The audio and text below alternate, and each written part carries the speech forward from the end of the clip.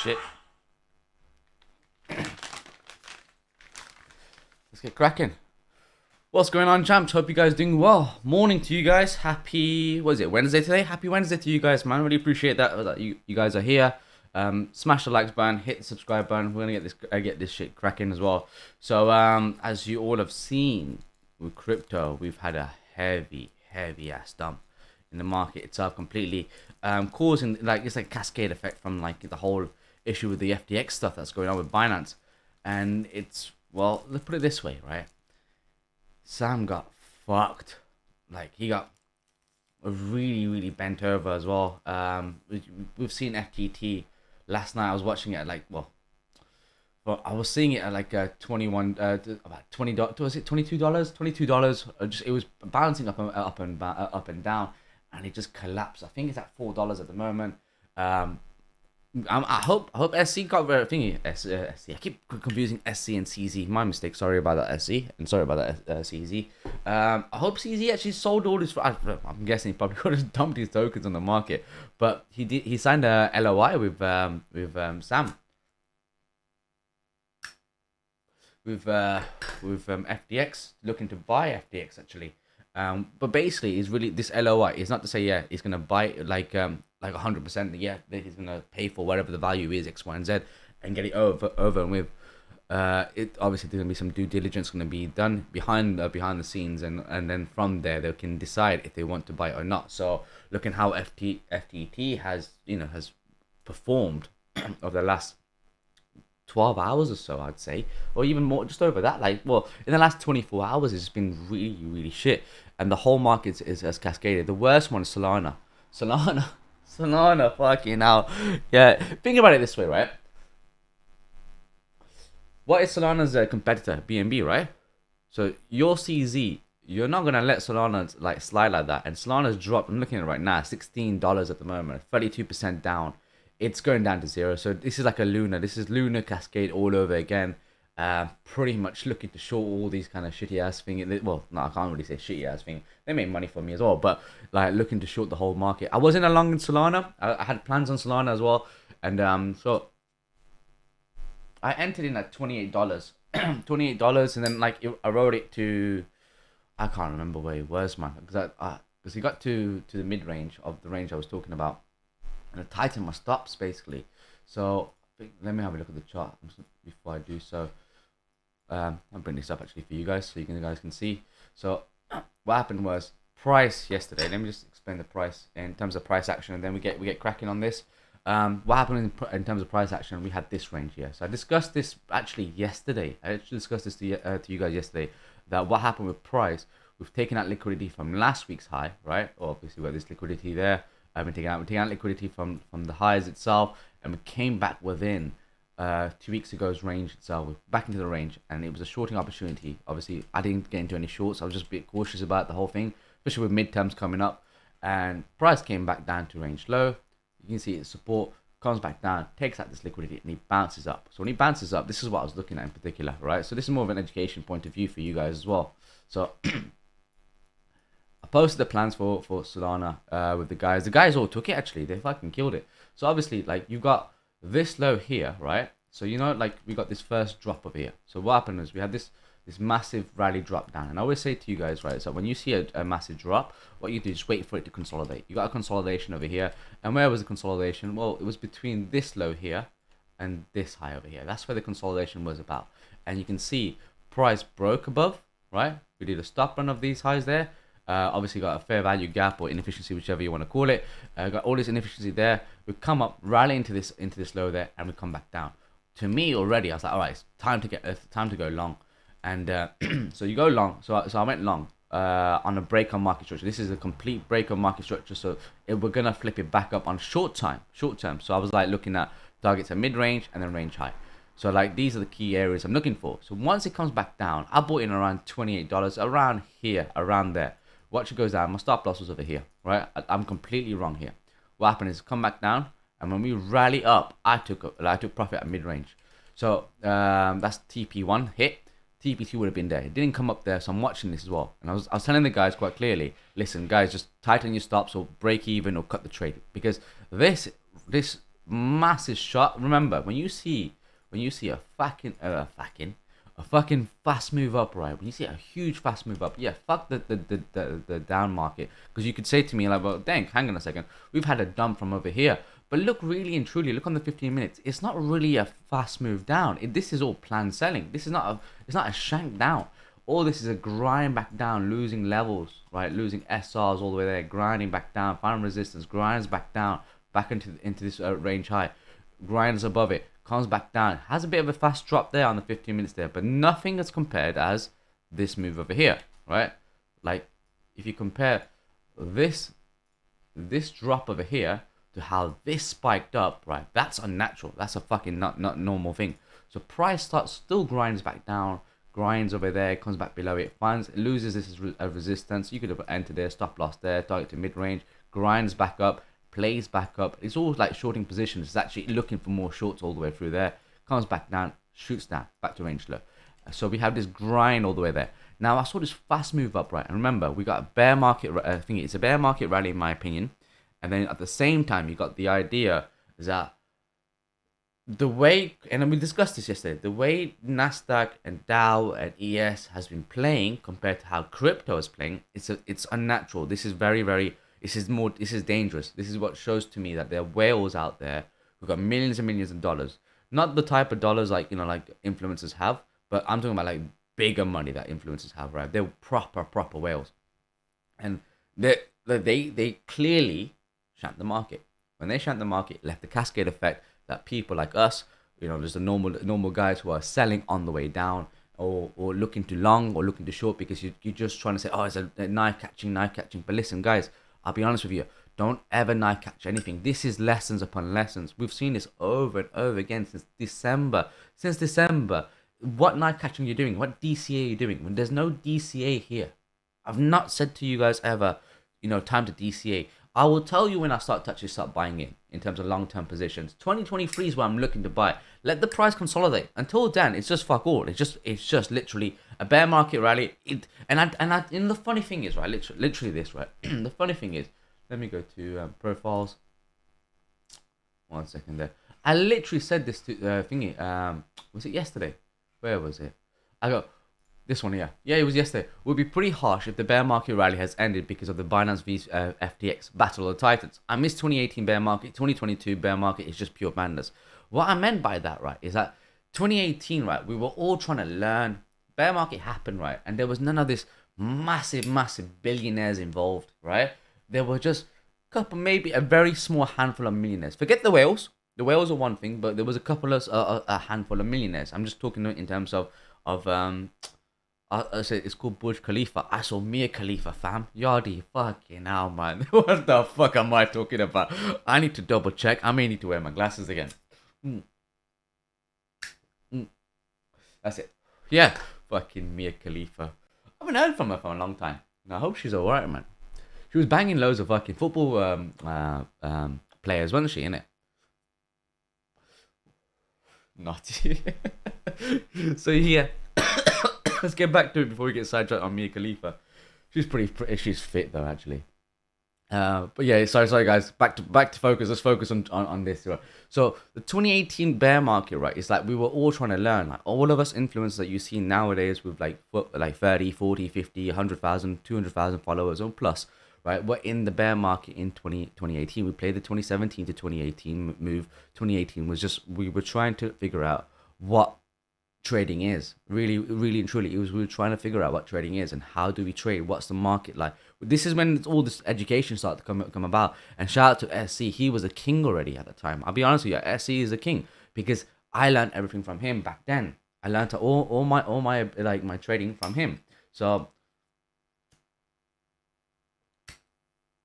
a lot of these traders that you see, right, that are pretty much, like have learned a lot of technical analysis from him. That's the honest truth. Like you can say it like anything else, but really and truly, SC was here back in the early days, and he was just charting in the most beautiful way ever, and I've never seen anything like. You have to picture this, right? When you're like back in 2017, markets going to shit, right? And you don't know what you're doing, right? You're just buying, buying, buying. You spot buying like a dickhead, right? Doing a couple of leverage trade here, there, and you're getting stopped out, liquidated, and all that kind of shit, right? It's all mad. Then you come across this guy called Trader SC, and he didn't have 400,000 followers at the time.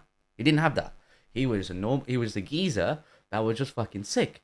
And then obviously we tend to flock. When you see someone who's sick, you flock to that guy, right? When you see like, yo, he knows what he's talking about, you come to him. There's a certain attraction that like certain people have, right?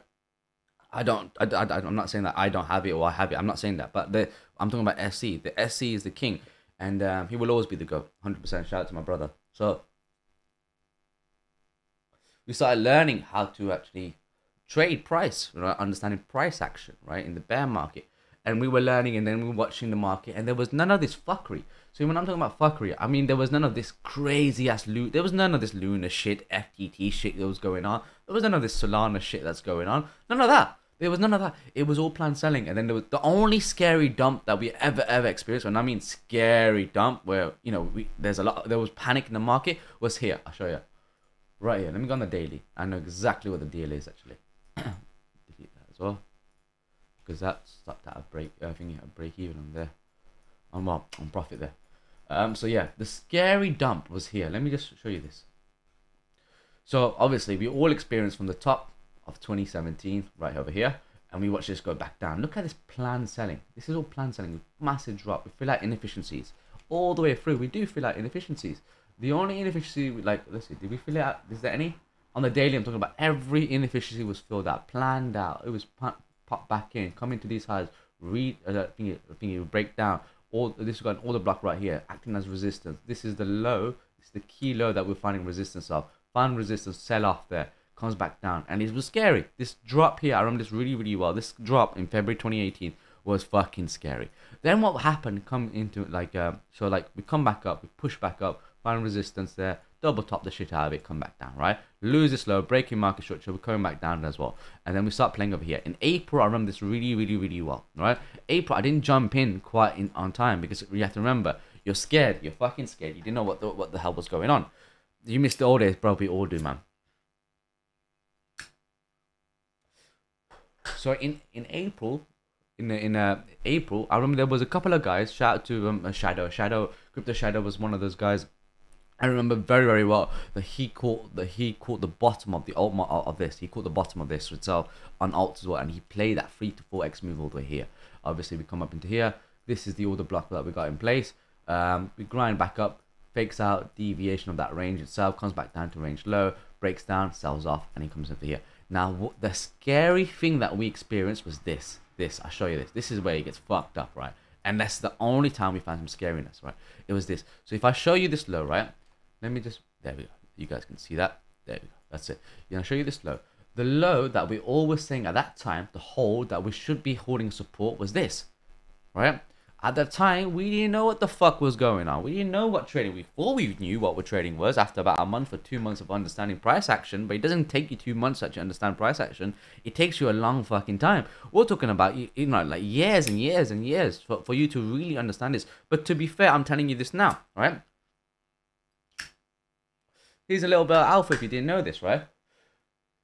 If you find support, right, and price is making lower lows, lower highs, lower lows, lower highs. Well, it doesn't make a lower low. It looks different. Price, I remember this really well. We were saying at the time, right, most of us, I'm just saying, the majority of us was bullish. We were bullish. We got a triangle over here, break out of this triangle. We're going back to fucking 10K to all-time high. That's what we were talking about. That's what we were saying.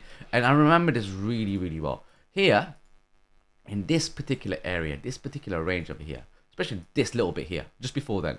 This is when, was it October, November, around here? I remember this really well. There was a geezer called Brahma, right? This geezer, he was, let me tell you about Brahma. Brahma was a geezer, right, that actually got into a lot of altcoins really early. He knew a lot of altcoins at the time, but at that time, let's be honest, you could just buy anything in the bull market and it would just go up. That's all it was. That's the premise of the bull market. And the geezer, according to him, he traded on a $40 range. Listen to this, $40 range, and he made 6 Bitcoin.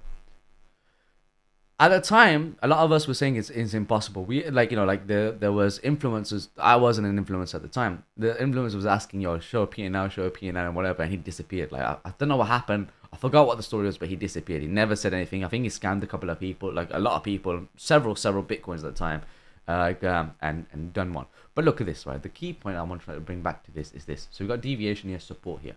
We have a range band environment, of course, right? No problem. Where's the range band environment? From this high to this low there. That's pretty much the range band environment. And as you can see, you see this particular consolidation right over here. And that's where, well, really the block, I'd say the block is here. That's the block. As you can see, right, we do a deviation of the block. We come back down, retest, come back down, retest, come back down, lose a fucking market there. And I remember this well. We was like, I know I was, right? Generally, everyone was baffled by this price action.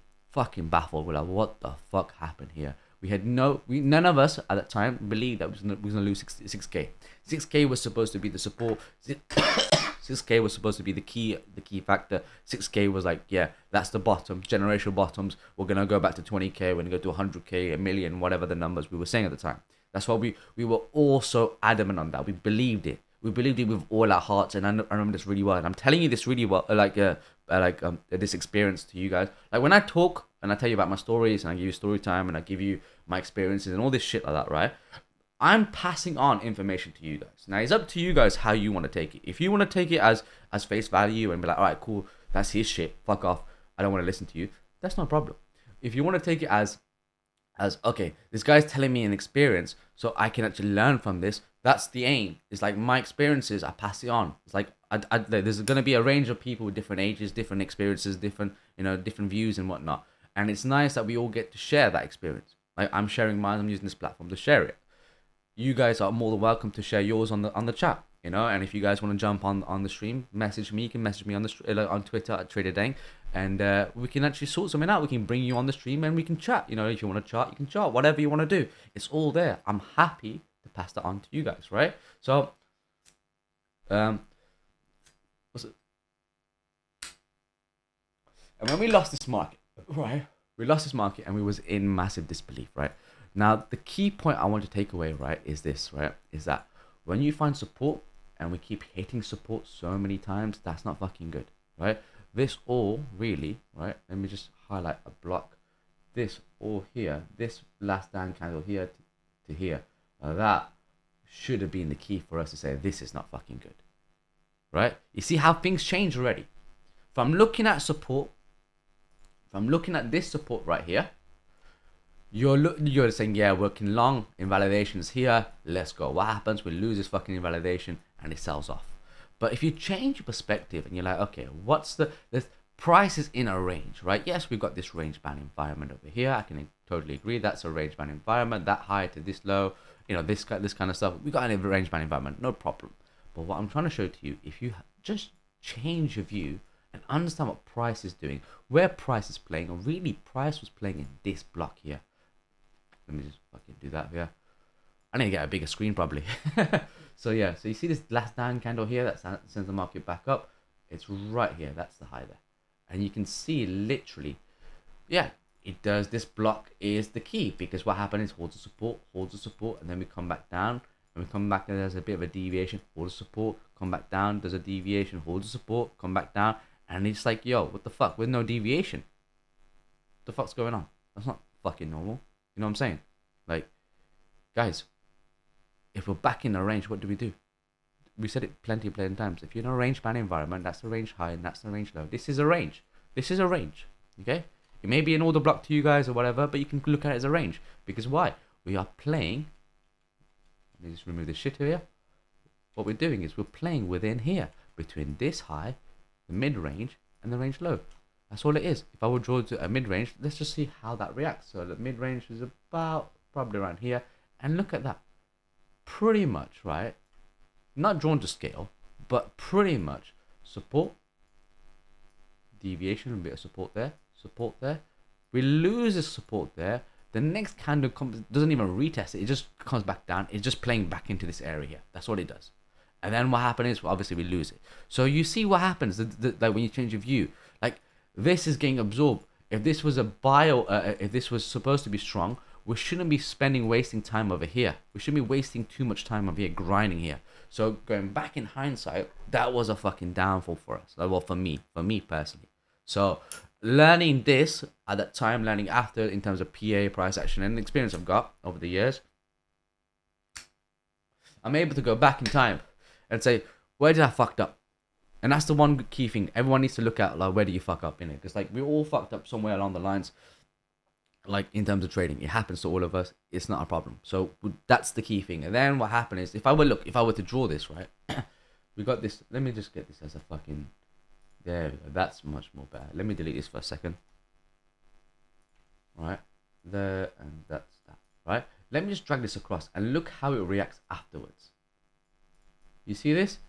When we come back up, right, off this order block, right, it's a breaker. This is a breaker. This is all a breaker. It comes down, breaks it, finds resistance. We're finding resistance and we grind. We step back in, grind away, find resistance. If we, the invalidation will be here. That's where because we already had a breaking market structure. We had a breaking market structure. We had a quick clean smash there. Ideally, a retest here, and then we can go back up and then get back into this range. This is how we've been looking for. It is like, like in terms of bullish play, but it doesn't give us that. So you start looking at how this works. And then this is a grind. Let me just remove some of this shit there. And then once it takes at this high, not only do we take out this high, it's bullish market structure there, hold this low there. This is trend line we've got there. We smash above this, and we find support off the high. Pretty much, well, yeah, we find support right here, and it grinds up to where? Mid-range, and then range high.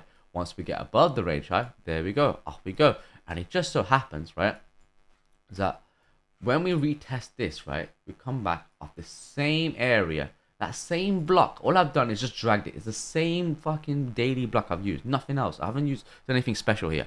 And look what happened. When we come back up, we smash above this, right? And what we do a retest, and then off we go. Stop run, fuck you, takes out the stops there, and then it shanks down. This shank over here is scary because we were all playing this in 2020. Happens to all of us. What are you saying, Gandalf? I'm going to do the shout in just a moment there. I'm just fucking went off trail for a second there. And then, look what happened. We find a deviation over here, right? So if it was to be bearish, we should find resistance and starts breaking down. It doesn't. It is a stop run there. This low is now the thingy, like it is now the new lower low. But we hold above it. That's the higher low. Take out these highs there. Market structure shifts. From the bearish market structure over here, market structure shift from taking out these highs. Because what happens is we get up, deviation, come back up, reclaim the blocks. And that's your hard long. Invalidation, well, stop loss there. Invalidation will be here. And you can play the fucking move all the way back up. And what happens next? Bob's your uncle. We keep making higher prices. Off we go. So now we're in this particular area here. Where's the fucking price? There's price. Bitcoin there. Now we're back into this area here. We can do the same principle over here. Now, if I do, let me delete this. I don't need this no more. If I use this, right? This is the last Daink candle. Fuck this over here. I'm talking about this here. I'm going to work this level to level. Right? That's the last Daink candle over here.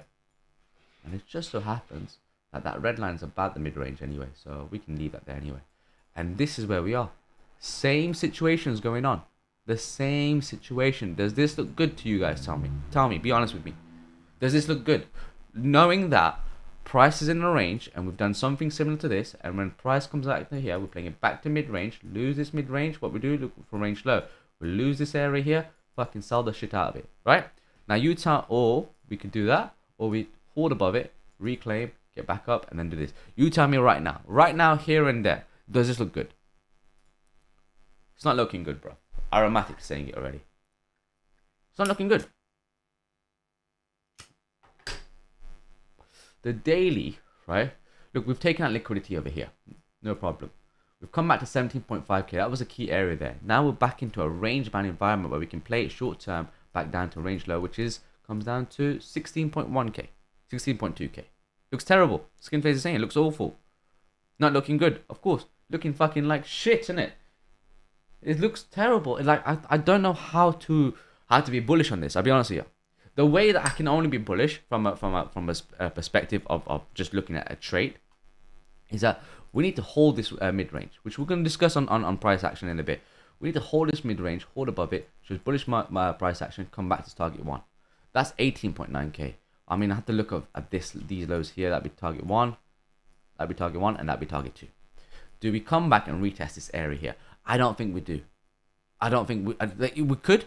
But I don't think so. You know why? Because look, if this is a range bound environment, right? Look at this. This is a weekly range, right? So range low, range high. So weekly range, we range bound in this area, and we've wiped out all the stops there. If we were supposed to be bullish, yes, they looked all right. It didn't look all right. I mean, the guys was asking for like a video and whatnot, and I was like, I thought about it plenty of times. And I was like, I'm gonna wait till daily close to see what happens, right? And when the daily close happened, right, it closed on there, and I was like, the fact that we've come back into this range is not looking good. I'm not too certain, because we could be bullish if we hold back up, play back up into this area, and that'd be then we can go back into the range bound environment, target 1, target 2, target 3, target 4, level to level within this range, no problem. And I was really looking for a level to level play. I entered a BTC long on there. I tightened stops as well, just like Solana, you know, because CPI tomorrow 100%. It's Sol going to 5 to 10. I think Sol gets fucked. I think Sol goes a lot lower. It's backed by FTT. It's backed by FTT. And look what's happened to FTT. They got rinsed and raped out, man. I shouldn't be saying that. That's a really fucked up word to say. But they got rinsed out, man. Completely fucked over, man. Like, you know, it's like, it's one thing taking it up the bum hole, in it? But it's another thing taking it by, like, 5 guys at the same time in the bum hole. That's fucking horrible. That's what happened. That's what's happened with FTT. Like, you got Sam, I don't know. It just shows you, right? Like, to be honest with you, like I was thinking about that yesterday, like literally, I put a post on it last night, a tweet, just like a tweet itself. 2022 has been one heck of a lesson for us. Don't be arrogant when you feel like you're at the top. The reality is you never was. We've seen millionaires, billionaires made in the bull run go to nothing in the bear run. Don't be that guy in the next run. Use this as a lesson for yourself. You have to. If you haven't learned your lesson, learned a valuable lesson here, because we're watching this right now. We don't have billions and millions of dollars, right? We don't have that kind of number, right? If we do, I know some of us may do as well. One in particular, like, I don't know if she's here anyway, but she's a freaking whale and a half anyway. He or she's a whale and a half. But we don't have those numbers, and I know this fella. Or well, some of us, well, we all know in the group itself, we know who it is, who we're referring to, who has, when I say money, they've got serious fucking money, like money to put everybody to shame kind of thing. You have to bear in mind, they bought BTC back in 2014. You know what I'm saying? Back at, I think it was like fucking $4 or $5 or some shit like that. That's what they bought BTC at. And like, alhamdulillah, you know, she's in DCC or he's in DCC. Anyway, but we've seen these millionaires and billionaires go to the top, you know, like certain influencers out there, like who just made a massive killing, and all of a sudden they've gone nowhere. Like they're not around to actually, you know, tweet. They're not around to chart because they don't know how to chart. They, you know, like some people just buy in the bull run and hold, you know, there's no problem, but it is what it is. But then you got certain influencers out there who is trying to learn how to chart, and I respect that. There are people out there who are making an effort. People who's actually trying to be in the game, trying to understand the game. And there's not just influencers, but all of us here, the 62 of us here, they're like, we're all trying to understand the game of the market, how to play the market in a way that we can actually make profit, right? There's nothing wrong with that. And some of us will, like all of us will try to put that's the thing is, my opinion to you guys, right, as an advice to you guys, is that if you really want to be, like, you know, you really want to make it somewhere in terms of crypto, and you want to use your Twitter and or even set up a YouTube, by all means do it, man. Do it. Set up your YouTube, set up your Twitter, talk. There'll be guys just like you guys. I started from nothing, from 0 followers. Started from 0, and you know, by God's blessing, we have like over 2,100 followers, right? And now you guys are listening to me, and you guys can do the same. If you learn how, you know, technical analysis may not be your forte right now, but it will be one day. Just keep practicing, keep pushing yourself. I'm telling you. Let me guess. Nah, I'm not Elon Musk. Nah, no way. But what I'm saying is, like, you can grind and push it out. Push out there. Now, when you hit those numbers of 1 million, right, or billions, look at Do Kwon, for example. You know, felt invincible, arrogant as fuck, saying that, you know, like, is that what's the name?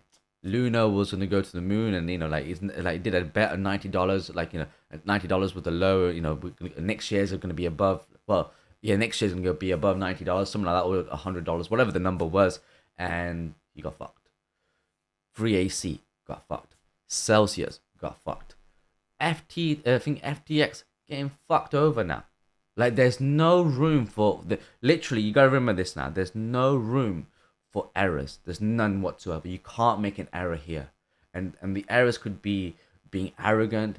You could be like not paying attention to what's going on in the market around you in terms of like the global markets and crypto markets. You could be like making a mistake of being like a certain bullish or bearish as well. Like which look, I think we're all going being bearish right now as well. But like being mega bullish and like we're going back to 30 60k. How many people were talking about 30 60k? I wasn't. I was looking for like from 2020, I think it was like 21.9k actually. 21.7k was 21.7, 21.8k was my target one in terms of Bitcoin. Seeing how the July's mid range actually reacts, reclaim above that, then looking at for 24k, and after 24k, see what happens. I kept saying that I wasn't looking for 30k or 60k or all time high. I'm not one of those donkeys that was doing that. Many donkeys was doing that. So like you gotta follow. Right, look, who you follow is what is up to you. I'm not saying to you guys to follow X person or that person, or I'm not shitting on anyone here, but you are in control of your own money right now, right? It's not me. It's not the guy who's actually on the streams here, or the guy on the next stream you'll be watching in a couple of hours, or the guy you saw the stream yesterday or whatever. It's you. You're in control of your own money. Twitter don't have control of you, right? The influencers on Twitter ain't gonna have control of you. They have ideas. We have ideas. If we enter a trade, we enter a trade. What we do is risk management. We manage our risk. We know how much to put in. So we know how much when we're going in, how much to risk. If we're at a loss, if we cut this out, we know it's 1% of our account or 2% of our account. We don't go in with 20% in as a risk. I will get liquidated. We don't do that. We do our very best to do that, and that's the best way to do it. Is to be safe and play it level to level. There's nothing wrong playing level to level. This is a bear market. In a bull market, everything goes up. Everything you can buy and just fucking it gets sent through. So just be very cautious going forward. And when you do make it, do not feel like you're invincible. Trust me, there's a higher power. I believe in a higher power above us all, that has that control that will fuck you over. When I say like bend you over, like it will not let you have room to breathe. Gag in your mouth and shit, blindfolded the fuck out of you, handcuffed to the fucking ceiling and shit like that, and you're fucking stripped naked and got fucking dudes fucking whipping the shit out of you and stuff like that. This is fucking mad what I'm thinking about. And then at the same time, like probably forcing your head down the water, you're fucking gagged in it so you can't breathe and shit. You're going down in a fucking bathtub and some big guy's just taking his turn on you and shit like that, and you're like, breathe, stop, and you're like, no, and he's like, shut up, bitch, and he puts you back down. Shit like that is going on. Shit like that can happen in a moment's with no notice, like, and it's fucked. It's fucked. Right? We know, like, you've probably seen certain you probably know certain people who made money in the bull run, made millions, and probably going through that gagging motion right now. You know what I'm saying? Like he or she's probably getting gagged up in it. So so probably Derry's probably taking it. I'm joking, Derry. But just take your time. Just play it level to level. It doesn't change. I keep saying this over and over again. Level to level is probably the safest way you can play. In a bull market, it's different, bro. In a bull market, you buy and hold, and you keep going up high, whatever, and take your profits at each level and stuff like that. Take profits at each level. Level to level is always going to be your key. I'm going to say this till the very end of my life. Level to level. I'll tell my kids one day, level to level. Like my cousins who wants to learn from me and shit like that. Level to level, motherfucker. That's all it is, right? Oh shit, sorry, Derry. Sorry, your mum was beside you. I'm so sorry about that. Some of the chat might like that. It's true, innit? It escalated really quickly. Sorry about that, guys. But I go off track like this from time to time. How did your mum look at you when she heard that speech? Shit, dude. Oh, shit. Fucking hell. I'm so sorry, guys. Oh, man. It's literally like, I think SC was doing a stream the other day. And in the group on the DCC, I didn't get to. I wasn't watching the stream at the time. I was doing something else, and they jumped on like they were on DCC. They're like, "Yo, we just jumped in like onto SE stream," and he's talking about anal or some shit like that. And I was like, "Oh shit!"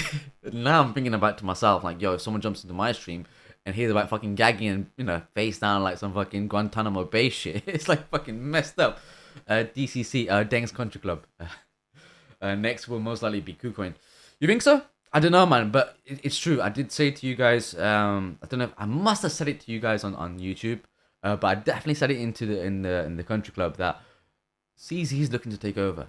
He's like in an innuendo, has said it, like in the Binance meeting, that he's here, you know, like he's gonna be the sole exchange out of the whole thing, and it looks like he's playing out. It's playing out to his plan, whatever his plan is, his scheme that he's doing, this massive scheme that he's doing.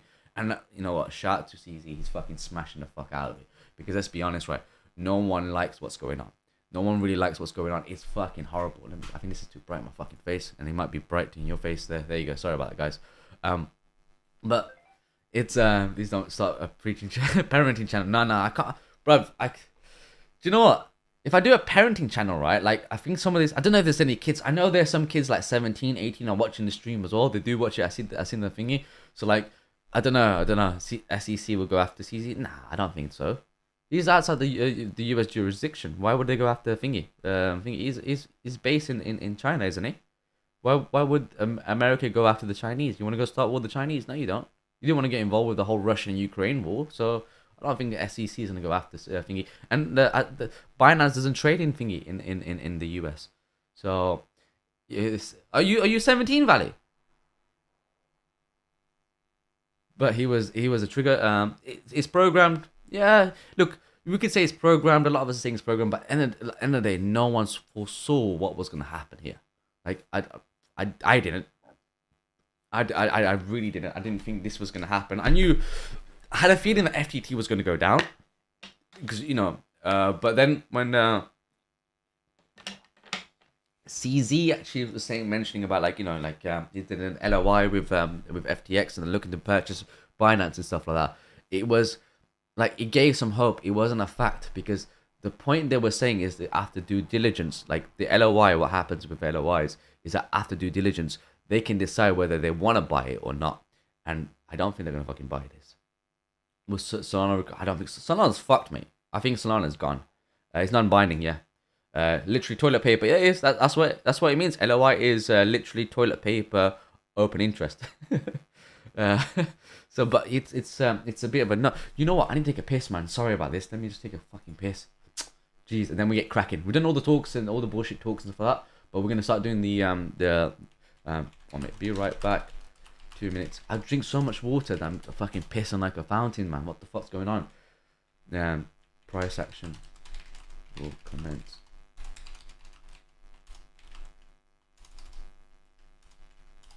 Yeah, we'll commence. That's it. But this is 20, so everyone can see what's going on. Give me a second there. Right, I'm just gonna take a quick piss. 1 minute. Fuck.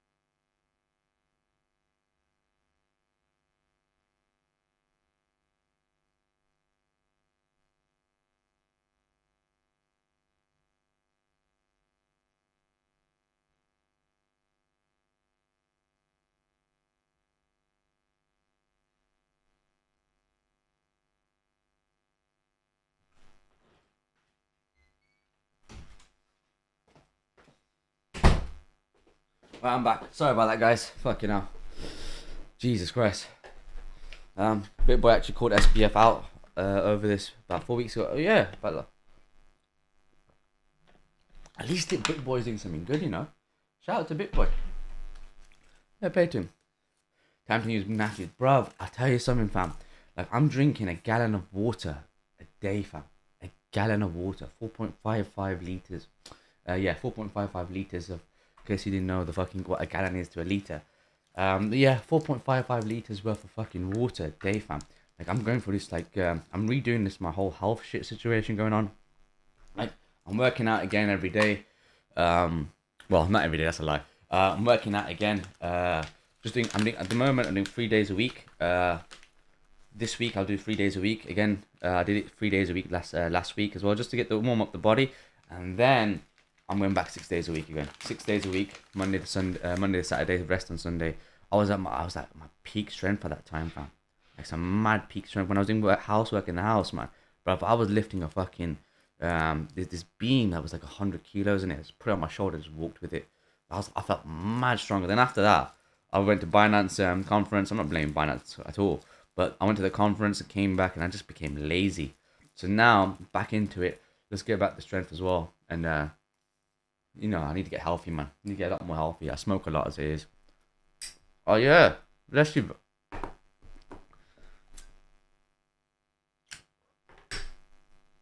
Bless you, my bro. 2 birds, 1 stone. Yeah, that's a fucking way. I wish I could do that right now. Do the whole stream when I'm working out. Wouldn't work out, unfortunately. So we've already discussed this thing. We're gonna come back to this in just a moment now. All right. What's important today is this midterm election, right? So the midterm election, at the moment when I looked at it, the Republicans had 47 seats and the Democrats had 46 seats. So let's have a look. What's else going on? Midterms election 22. Let's see if there's any update on this. Right. So still going. Nothing's the thing. They haven't. I think they're still counting votes and whatever. They haven't changed everything. So U.S. Senate, Arizona's just won. Democrats. Yeah, cool. That's a seat each as well. Other parties 2 seats. Okay, cool. So we'll see what happens there. So once this all gets elected, and we'll find out who's in power. Is it the Republicans or the Democrats? We'll see something a little bit more in depth, more in clear. But looking at the price action as it is, what's going on?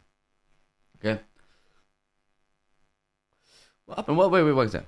Why don't you quit smoking? Yeah, I should quit smoking, but you know what? Smoking is the one thing that keeps me cool, it keeps me calm. I'm addicted to it. You can try drinking too much water. Yeah, you can. No, you definitely can. You can get water poisoning as well. This is like half a gallon here, so I probably drank about a liter so far since the morning. But I'm doing this whole drinking water for this 2 gallon water for a week itself, and then after the week I'm gonna go to half a gallon itself and just drink normal amounts, 2 liters a day kind of thing. But I need to flush out my system because, like, bruv, like, do you remember I was drinking so much fucking coke, really, really bad, man. I need to get my skin all smooth and like, sauna. I need to go to sauna, bruv. It's just, I drank a lot, fam. Fucking bruv, like, I go to the toilet, right? I swear to God, I feel like I piss out like a liter of water out. But just gonna have a quick thingy. I only drink water and iced tea.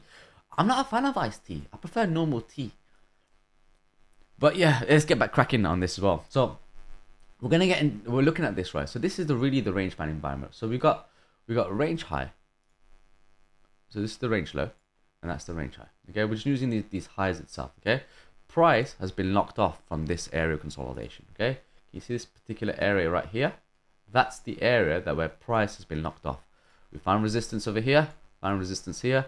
Didn't even come back into it anyway. We just sell off that. All right. So now we're below the mid range. So now that we're below the mid range, what's going to happen? Is this a deviation? We don't know just yet. We'll know if there's a deviation. We step back into the range and start holding above it. Then we start marking back into the mid range, which is probably around here. No, that's wrong. That's fucking wrong completely. No, that's even wrong as well. About here. That looks right. Then we play it level to level, 25%, and then into this area here. I'll go back into this base of consolidation right here on the daily. That's target 1, and then target 2 will be here. We'll reclaim and hold above it. We'll play it back up all the way to these highs, take out liquidity, and then we'll see what happens there. It's a range bound environment. It's still a range bound environment until proven otherwise. Nothing's really changed there. So that's one.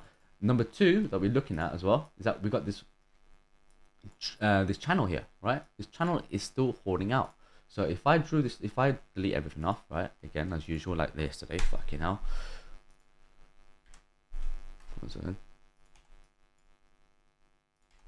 Right? You can see that we're making higher highs and higher lows, right? Higher high, higher low. So lower high, lower lows. Lower high, lower low, lower high, lower low. We're making a lower high. Now the question is, just from the base of this, right? Before I even do any range bound environment, we're looking at SRs itself. This, right? Where is it bouncing off? It's bouncing off this area of consolidation right around here. This is the area of consolidation. Look what happened here.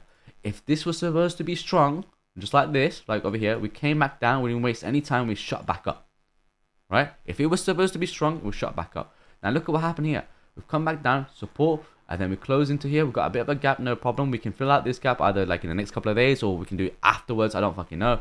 But if we're back into here, we're taking out liquidity from off this block itself, right?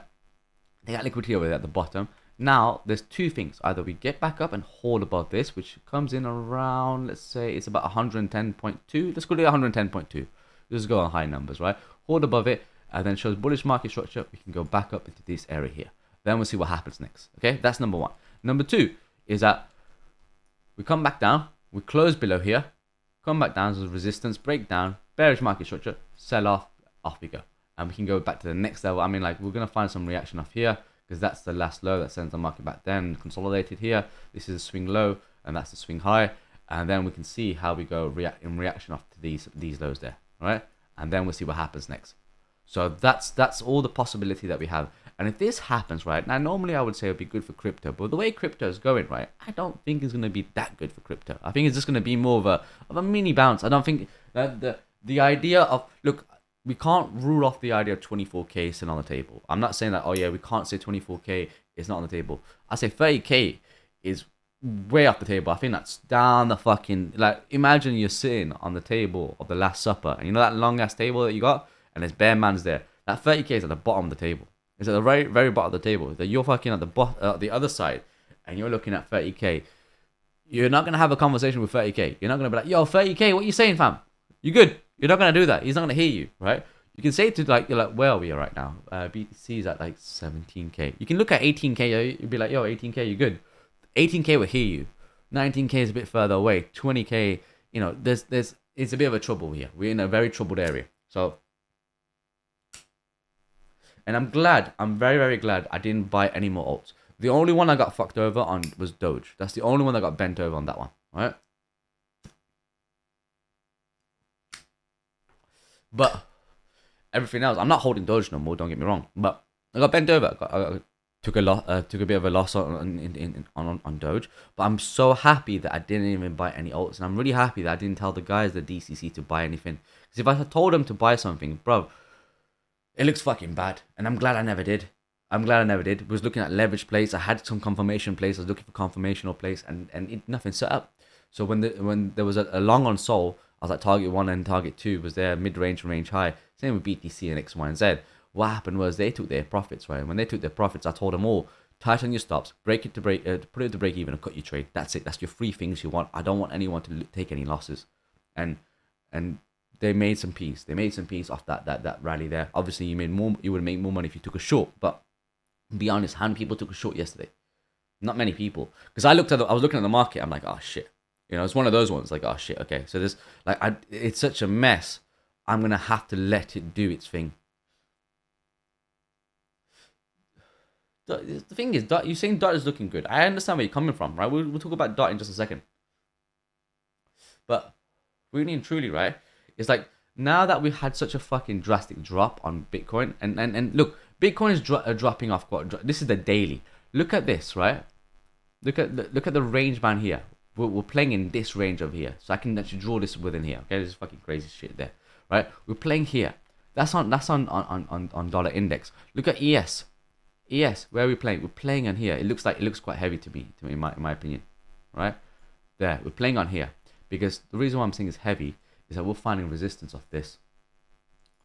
I think crypto's now done its thing. Look, we've broken market structure over here, right? So we're making, so broke market structure here. Then what happened is we come back down, we take out these lows. When we take out these lows, right, now we're going to see what happens. So we've got this low over there, right? And then we've got this particular candle right here. Let me just draw this out. Where's the fucking box there? We've got this particular candle right here, right? No, it's not that. It's actually this one over here. It's this one. There we go. That's this candle here.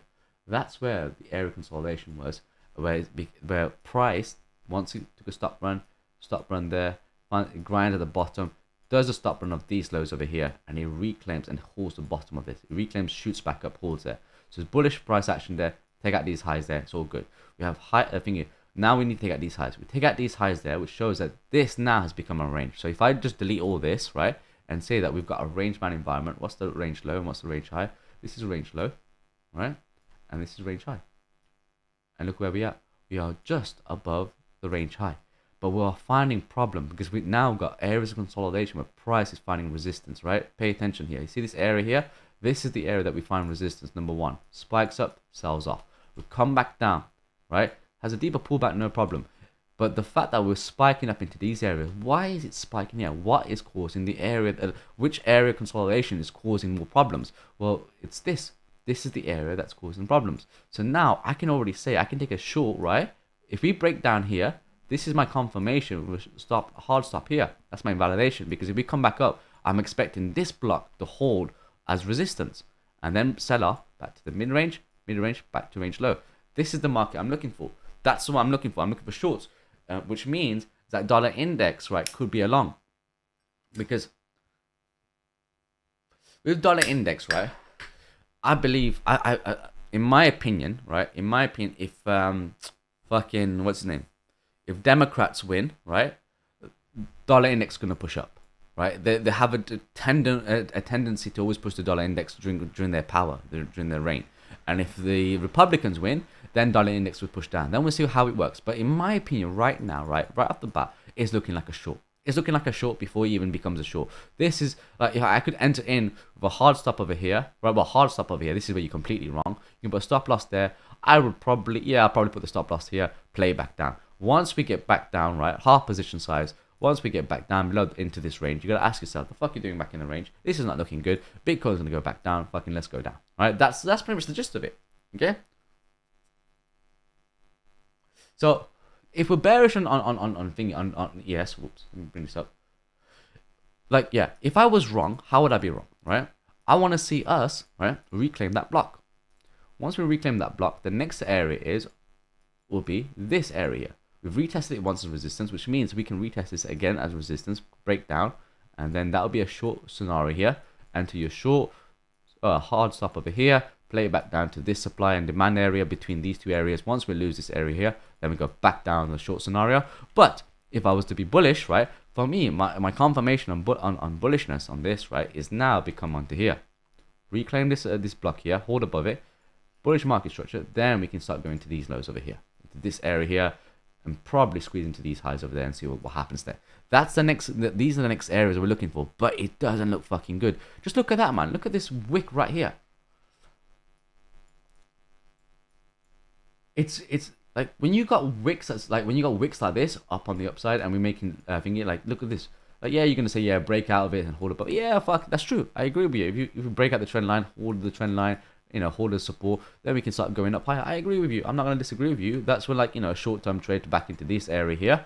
Play up there, break up into here, play into target one, and then target 2 will be here. We'll see how it goes.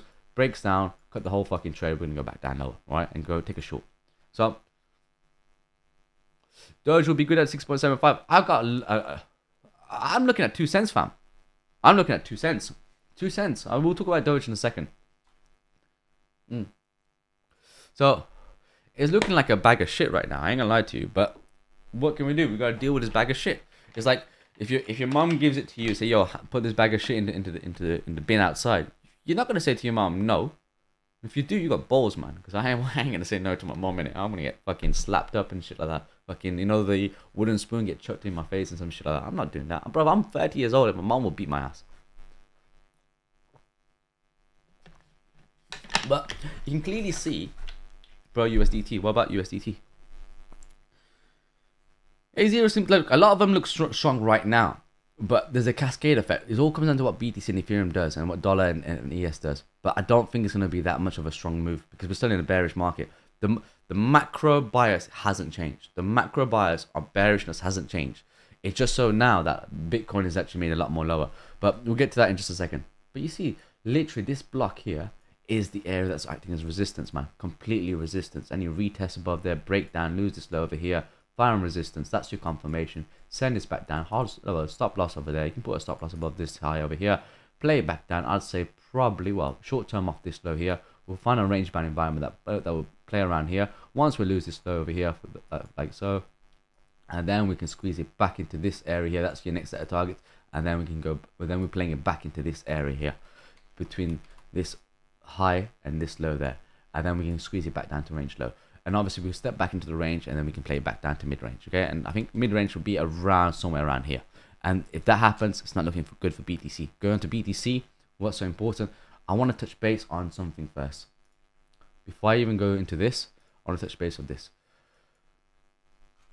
We've been playing in July's range.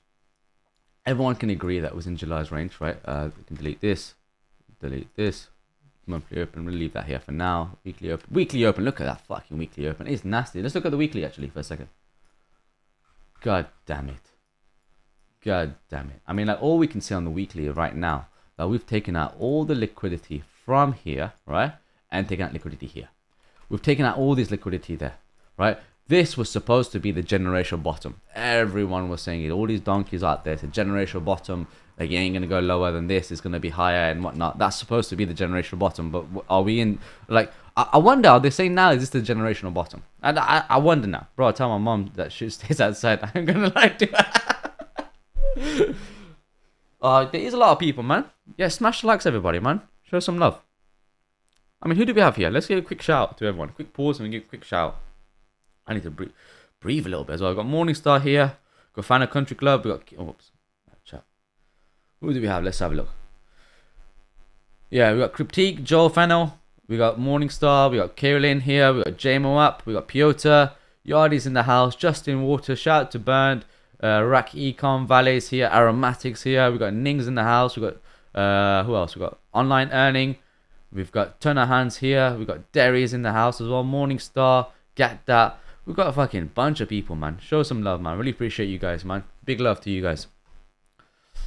Yes, Goonie, what you saying, my brother? How you doing? Mr. M's here as well, man. Good to have you here. You got Suburban Bagel. That's a sick name, though. Suburban Bacon. I love it. Justin Waters here. We got Crash Bandicoot over here. Madcat Bat Powers of 4. Who else we got? We got Justin. Respect to you, my brother. Guy, how you doing, man? First time watching. Appreciate you guys, man. I appreciate you, my brother. Hope you're having a good time as well. We're going to go through this whole PA and make plans on BTC and Ethereum and how we're going to short the market if it presents itself as a short. Am I in the short right now? No, I'm not in any trade, okay? I'm not in any trade. I'm just going to let it consolidate itself. I said this yesterday. When you have a drastic drop, let it consolidate itself and then we'll make the move from there, okay? Once we have a consolidation, we're going to have a play out. You can play the more confirmational play, which is a breakout from the range, either on the upside or the downside, and you can play that. So we're gonna deal with all that kind of situation there for you, my bro. You're welcome, man. Suburban Bagel. That's a sick name. I love it. I really love it. Generally, really love it. So yeah, weekly looks fucking shit. Looks kind of crap in it, right? We're playing in July's range, right? We was playing in July's range. Can we still play in July's range? Yes, we can. If we close above it and hold above it, then we can say, yeah, let's go 25%. Then monthly open. Pretty much simple as that. Monthly open. And then from there, we'll see what happens. Do we go mid to mid range? Take out liquidity over here. We don't know. We don't know exactly, but we have to follow the plan as it comes. But now this is where the issue is. If I go on the monthly, right? Monthly tells me a different story.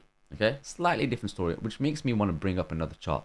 Let me bring up another chart. BTC USDT, and let's bring up. I was gonna bring up FTX. Okay, let's do FTX. Just in honor of FTX and dickheads. But yeah, so. That's not right. It's like it's just showing me like dots in 17598. BTC, USDT. All right, let's do KuCoin then. Fuck it. KuCoin's right here. What's this? Delete all this shit. Remove all that. All right, let's go. Let's go. So now, right, this we can, like I said, we can agree that we were playing in this range. Okay, off the range itself. That's the range itself. We got support. Sorry, resistance, support, and look, we got 9 days into the freaking monthly candle. We've taken out these lows over here. The question is, right, do we even reclaim this level here, that support, or do we find resistance? Do we come back up, find support, and then come back up here, find resistance, and then break down and do something like this, and that would be a shorts, confirmation shorts, stop loss over here, play it back down to whichever numbers we're gonna figure out in a moment, or do we actually get back into the range itself? Right, get back into the range and hold above it and play it level to level to mid range. From the mid range, play it to range high. That's all, pretty much it. Nothing else. Level to level. But now I'm looking at this, right? So what's so important about November? Can anyone tell me what's important about November? This price action here. Can anyone figure out or even have an idea why we're gonna pick a look at this month? What can you tell me about what's happened so far in terms of this whole November PA? Like, you tell me. Well, I'm just gonna make a cigarette. Swing. It could be a swing failure pattern. It could be, but we don't know entirely. We don't know, so we can't say it is. Right? 1 year since the top. Fucking hell, man, bruv. Can you believe that? It has been a year exactly. Damn, boy, 69k. What a fucking meme. 69. Fucking 69. Most of us ain't experienced 69 ever before, and we actually experienced 69k top on BTC. Fucking hell, man, this is a joke, isn't it? It's a special date today, bruv. It's bruv, imagine that if I could start dumping the market now in it because of a 1 year anniversary joke. I can't believe that, man. It's mad. 20k was the all-time high back in 2017. 69k is the all-time high at fucking what do you call it? 69k was the all-time high at 2021. Just the bull run there. The bull run in 2024, 2025, is it going to be 420,000? You know, 420, you know? I don't know, man. It was 69, 420. Was it 69? No way, 69, 420 on one of the exchange. Nah, that's a fucking joke, that is. Body of the candle cannot close below the previous lows. Yeah, I agree, yeah. The body of the candle shouldn't close below the previous lows, yeah. The lows you're talking about in June's low, right? Is that what you're talking about, Justin? Oops, fucking hell. You dropped that. 1 second, guys. So yeah, so as long, but that's the thing is for bullish price action, as long that low holds, right, we're good to go. That's the key thing. This low here in particular, right about here, that's the key that we're looking for. I totally agree. But what I want to do in particular is actually narrow things down. Right, I want to narrow things down. I want to look at what this particular candle has done to the previous candles. Okay.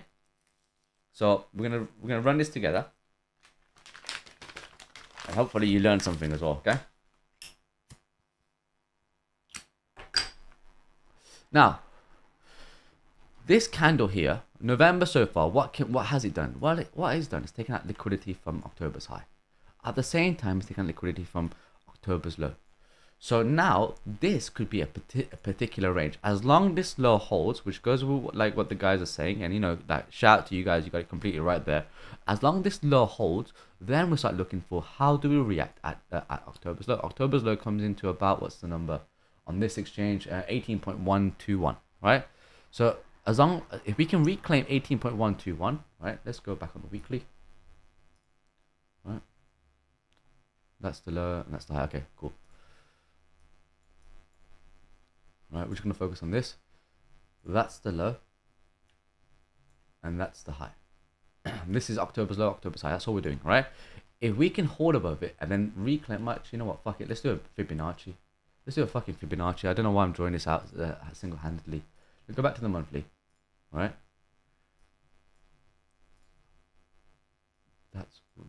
This is range high. And this is range low, right? And the low was 121. 21 and what's it? 121.4. Get it right. Cool. That's it. So that's the range. That's the monthly range, October's range we're looking at now. We've also understood that this is a key level, right? It's a key level. Let's put a bit of thickness onto this so we don't forget this, right? Put it forward, double the shit out of it, so it's nice and thick. We can't miss this out as well. Okay, let's go back onto the daily and let's have a look at how the market has reacted now. Okay, looking at this, right, we can see, yes, we've now held the support, right? I can go in a long. Invalidation will be here because if we come back down and start breaking down, we're gonna take out this low over here and we're gonna take out this low there. And I'll be looking to cut the trade. I can do that. Would I do that? No. I'm gonna wait for something a bit more certain. Okay. USDT and CoinGecko, no. Let's have a look. You guys keep saying USDT. Let me check that out. What's going on? CoinGecko.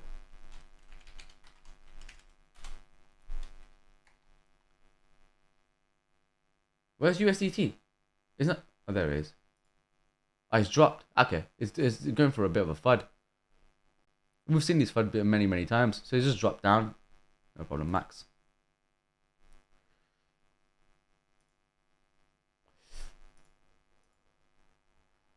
So let's see if we can get a chart on USDT.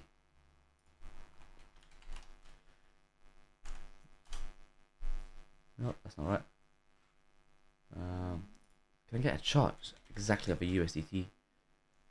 That's dominance. Oh, look, CZ's going after you. Is he?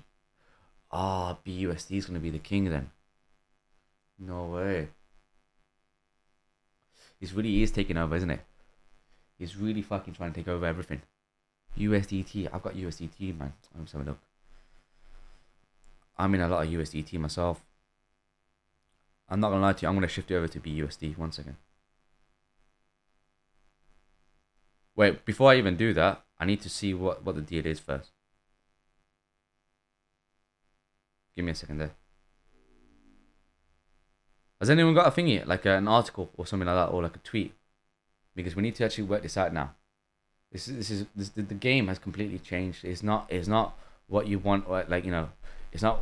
And look at this USDT. Look at the way it's popped up as well. The dominance in terms of USDT is popped up, which means that, like, yeah, bear market's over, man. I mean, like if we had lose this low here, right? Oh no, that's not right. Do this like that. See like that. You see how this was looking like it was all good to go. Support. We lose this low there, grinding back down, and it's looking like, yeah, it's good to go. But then what happens over the last couple of days with this whole fucking FTX bullshit from, I mean, the Saturday, yeah, from the Saturday, well, Sunday, clearly from Sunday, the market started reacting on the US dollar. People started actually shifting money out of their alts back into US dollar. It was already telling us some signs there. This is a clean break in market structure. Back up to get these highs there now. So then we're back into the trend line, which means this is just a deviation. We hold above it, which comes back into these highs there. Hold above it. Let's take out these highs there, and then, yeah, the alt rally is over, in my opinion. I'll be honest with you, it doesn't look good. What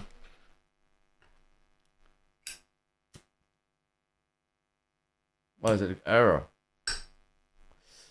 Let's have a look at CZ.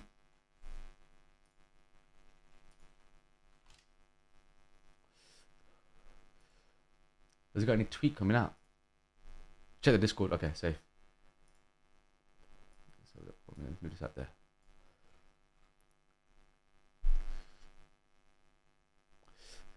See if I will take it. We'll try to break low.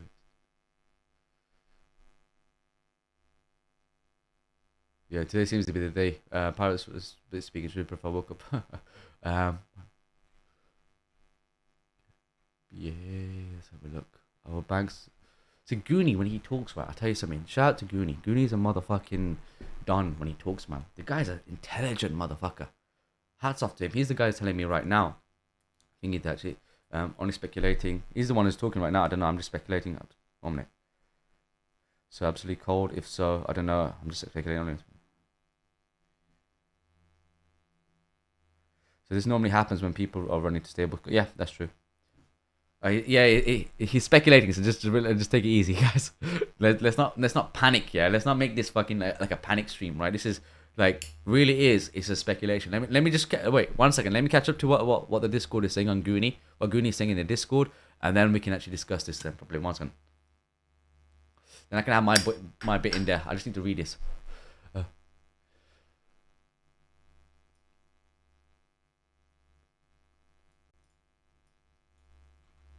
Okay, let's catch back down. I'm seeing some of the guys shorting it. Fair play.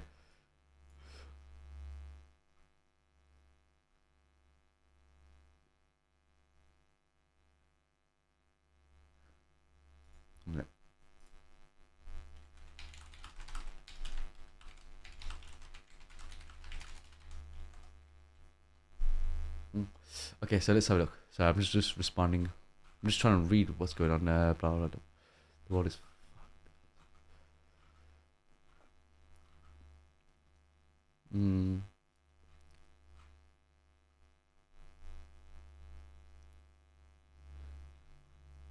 Yo, Goonie, where do you post your stuff, bud?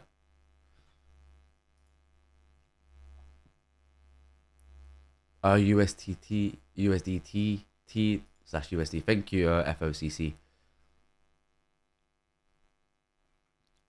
Oh, you're not saying anything here? Oh, fucking hell. Bro, you're making me read all this shit.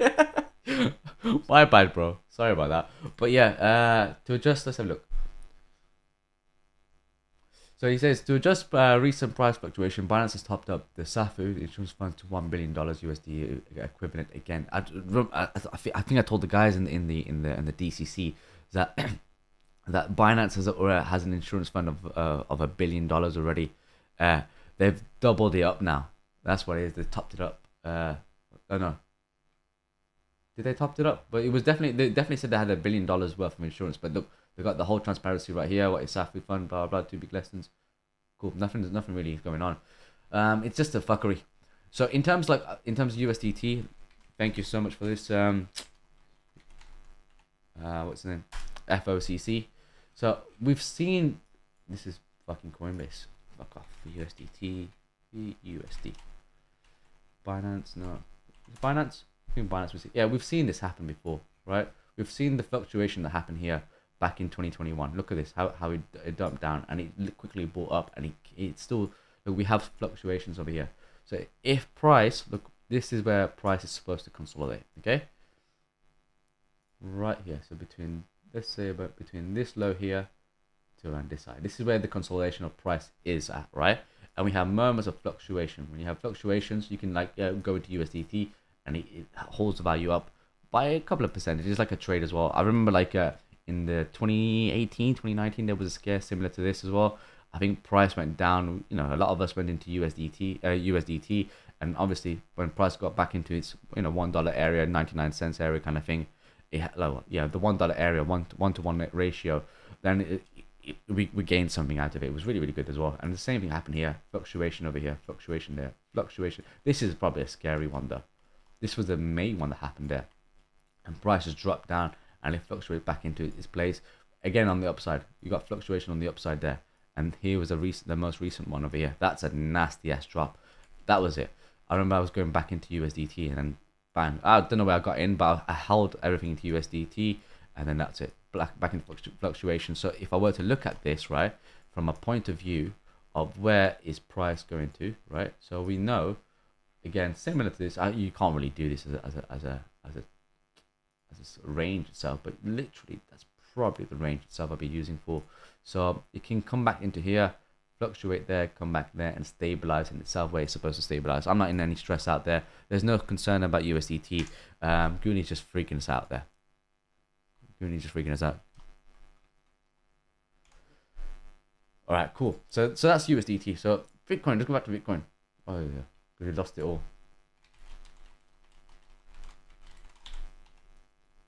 No, that's not right. USDT and it's KuCoin. So completely got sidetracked. Let's get this cracking. So we can do this PA over here. So we know we got this support here. Now, if I want to be bullish, how do I be bullish on this right off the date? Let's go on the 4 hours. Keep it nice and simple. I'm gonna let things do its thing there. You know, like the 4 hour close in 28 minutes. It's not looking good. If we close here below the mid range, any retest over here could be, and then break down, retest and find resistance of this, break down, you can have a trade back into this range, to this support level here. That's macro support right there, from back in June's low, right? And that'd be a shorting scenario back there. Now, that's what you can be looking for if we find resistance at the range low. October's low is the resistance area. Now, if we step back up and hold into this, show bullish price action, I can actually take a trade, right? Your confirmation is once we take out this high there, maybe a retest, reclaim and hold above it. That's your confirmation. Fill out the inefficiencies over here that we got over there. Back into the mid-range, 19.5k, 19.6k, right? From 19.6k, you're going to have to take profits here, right? At every point of mid-range, take profits, right? Even when we come to mid-range, front run the shit out of it, just take your profits there. If we hold above it, happy days. Let's go back up from 19.6k, back into 20 point, let's call it 20.2, 20.3, hold 20.3, we're looking at 21k. And that's the trade from one level to this level, right? But if by any chance, if we come up to the mid-range and we find, oops, there we go. We find resistance, right? So he does something like this, breaks down, finds resistance off that. This is now your shorting opportunity. We'll cut the trade there, stop loss over here, play it back down, 25, back down to range low. But we're going to find a reaction of this because this is a high there, which may find us a bit of support there, but once we lose it, back to range low. And that's it. And that's all it is. You're playing on range level to level. You can literally focus between the 0% to 25%, 25 to mid-range, and literally just take it level to level, nothing else, right? So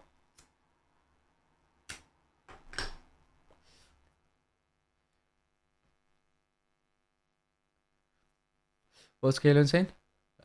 He will go after them only if they ask if he is allowed to go into in DC. Are you talking about CZ? That DC fucking tweet was mad fuckery though. It's mad fuckery. Really disrespectful on so many levels. But anyway, never mind. So I got everything on USDT. No, Adam, don't worry. Just relax, Adam. It was a little FUD there. I was like, even I freaked out. I'm like, yo, I got USDT as well. But there's no I mean, literally, let's do this now, right now. I think everyone might be a little bit scared. If you type in USDT T on what you call it on Twitter, we can see some guy called Polo. It says seeing a price discrepancy of USDT on CoinGecko while USDT trades close to parity of plus or minus 10 BPS. Here reports 3% from parity. Looks like a glitch to me. Binance, Bittrex, Coinbase are all trading within the 10 BPS from parity. That's good.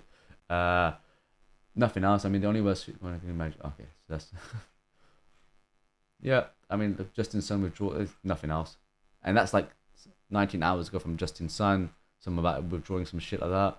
A bit of airdrops here and there. Some Chinese. Well, that's Japanese. That's kanji. That is actually. Rin's posting something about USDT. I don't know what she's saying there. I can't read it really well.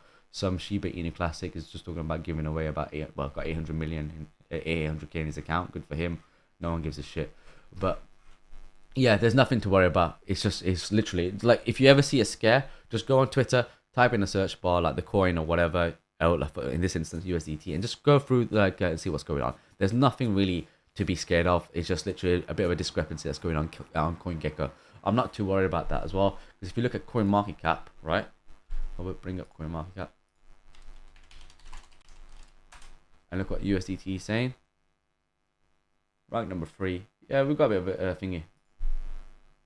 I'll pull back there, but this is 0.991, right? And then what's CoinGecko saying? It's back to $1. Back to $1. So it's fluctuating there. It's still playing within the ranges. 0.999. CoinGecko was. Let's bring this up again.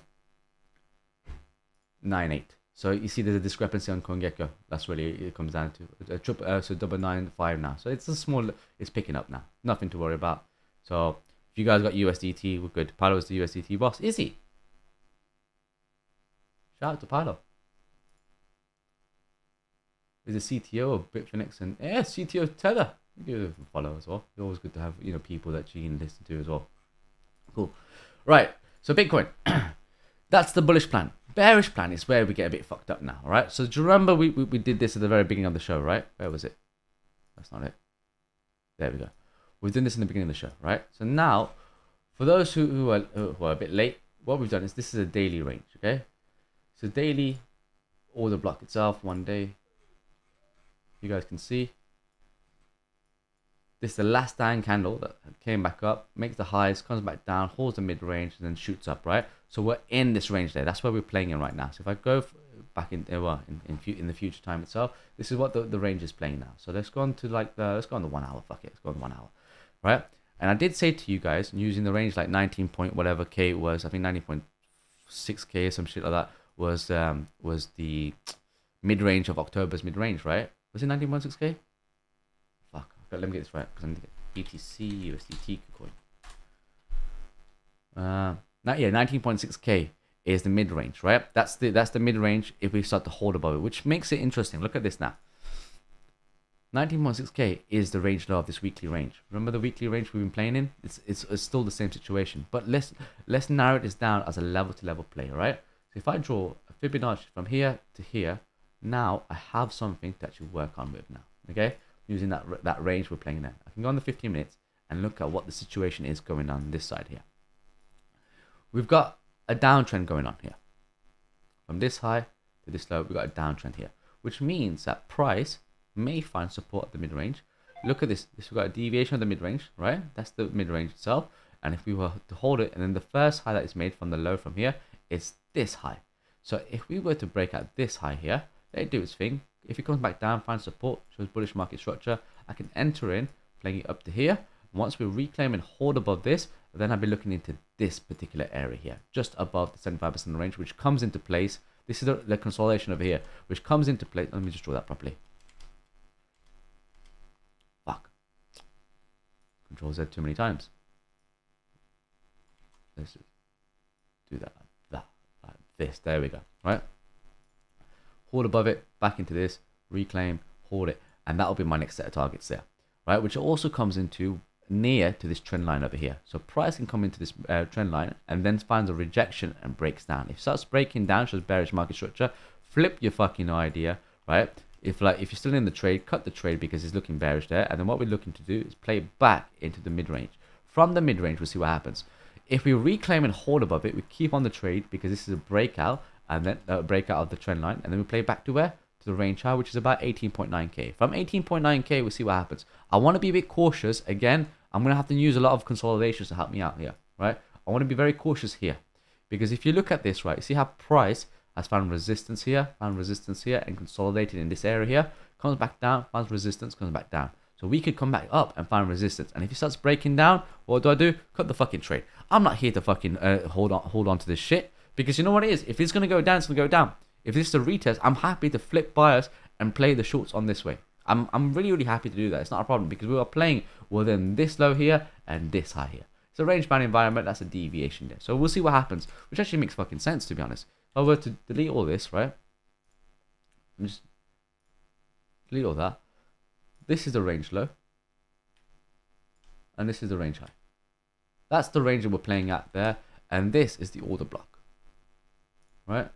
This is the area that we're looking for, and which means we're holding. If we hold here and hold there, no problem. Break above this high there, then we can say, yep, target 1 will be here, target 2 will have to be into this area, and then from there we'll see what happens. Because what could happen is we can come back up, spike up, break down. What do? Send the market back down to mid range, right? Mid range back to range low, and this is your confirmation stop loss above here, and that's it. And you play it within the range till it ping pongs.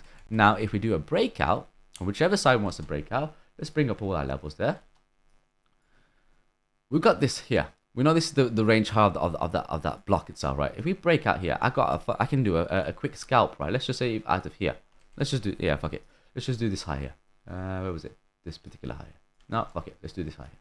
This high has to be confirmation. If we break out of here, right? Hold above it. This is my entry. I can play it back up to target 1 over here, off this low here. This is my confirmation, right?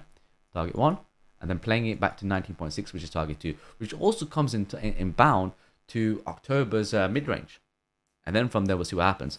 This, because we're showing bearish market structure over here, this could be most likely a retest. I don't think this is going to be a deviation. Because look how many times we've done so many deviations below it. If I go on the 4 hours, off that range itself, look at all this deviation.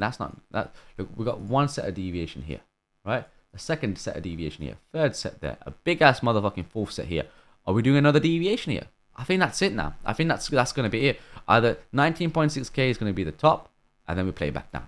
That's my opinion. We're going to play this level to level. We'll see how this goes. But I really do think it's looking like a bag of shit. It really doesn't look good. Now, What happens, right? We need to be prepared for what happens if we start losing this level here, which is very, very possible. If we lose this level here, right, we are finding resistance off this particular area of consolidation. You see this area here? This is where we're finding resistance. Now, I wouldn't short here. Just because we're coming out resistance, I wouldn't short here. Why? Because this in the 17.5k, 17.6k, you can call it. It's quite a key level. What's so key about this?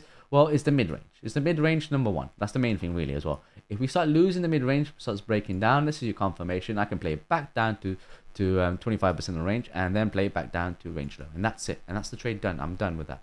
And then from there, level to level, we'll see what happens. Do we hold above it and reclaim, cut the trade, or do we start making lower lows and keep going back down to 15, 14k? We don't know. We work this level to level. We'll see how this goes. We have 2023 ahead of us.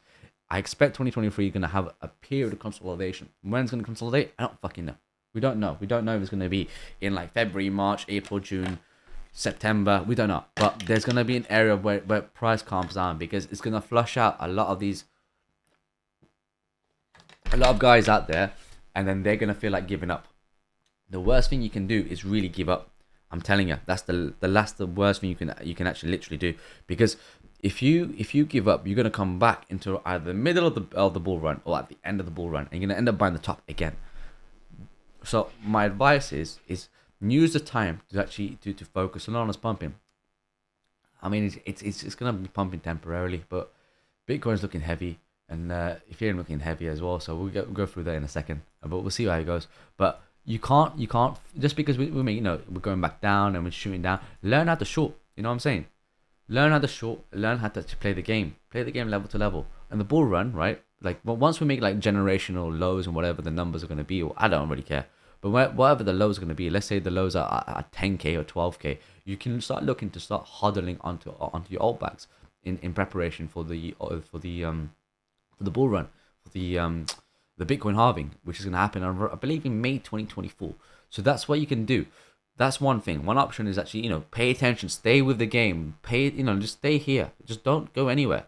If you're leaving, you don't have to follow me. You don't have to watch my YouTube or whatever. You can do whatever you want to do. But I'm telling you as an advice from one brother to another brother or sister is to don't leave. Don't leave the market, because we all want to make a change in our life. And trust me, crypto is the only way it's not the only way, but it's one of the easiest way to do so. But put the effort into it and start learning. Do what we did in 2018, which I discussed in the beginning of the show, is actually study what price action is. Study it, man.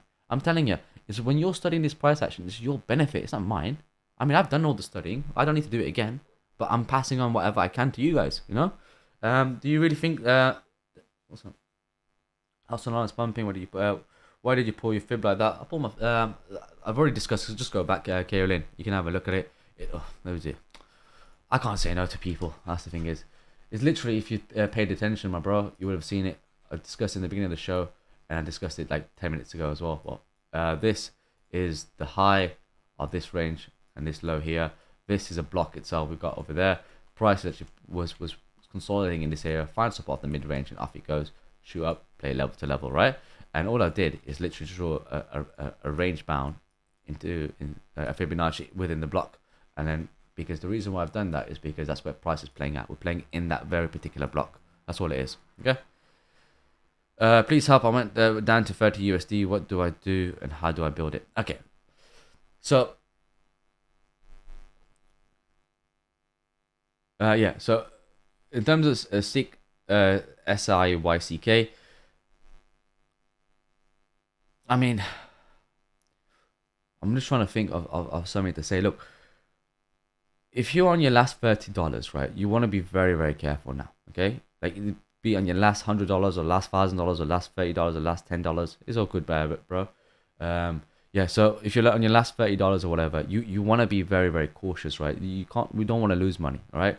I had SC on the show about a few months ago, and SC told us a story that he fucked himself up, right, off a trade, and he went back to $70. He went to $70, right? Now use that SC's. You can go back to the stream and just watch it. It's really, I think it was one of the most inspirational moments of my life that I actually came across. One of the things that I never really learned. I never knew that he went to $70. I never knew that. And he went to $70, and look where the guy is. He's the king of kings in it, right? In terms of trading, one of the best of the ever out there. I don't think anyone comes close to the geezer. So just risk management, man. Like, just risk management. Either you stay safe, stay out of the market for the time being, let things actually show itself, or have a plan and stick to the plan. I made 4x and 2x from today and yesterday and lost it. Oh fuck! Do you not take any profits, brother? You had the ability to actually double up your account and triple it and quadruple it and keep going up higher, right? But what was the issue? What was the problem there? Because for you to make 4x and 2x from today, and then for you to actually lose it, did you have a stop loss? How did you play it? Were you spot trading? Were you leverage trading? How was it?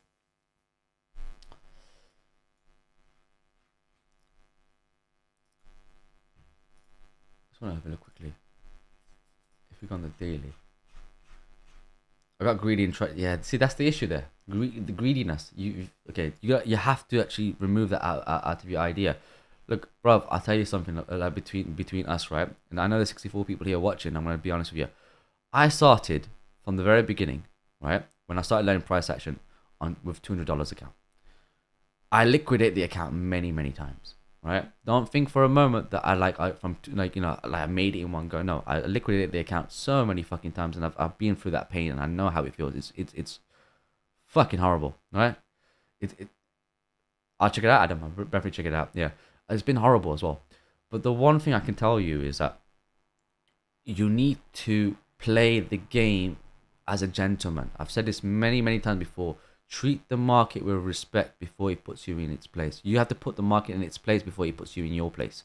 Because the thing is, right, it's so easy to follow influencers or Twitter or YouTubers who say, yeah, we're going up to 30k to 60k and all that. It's very easy. And then people say, oh, the market's pulled back. This is DCA moment. This is DCA moment. Bro, fuck the DCA, man. Tell everyone who says DCA, go suck your mom. Honestly, everyone should be sucking their own mom.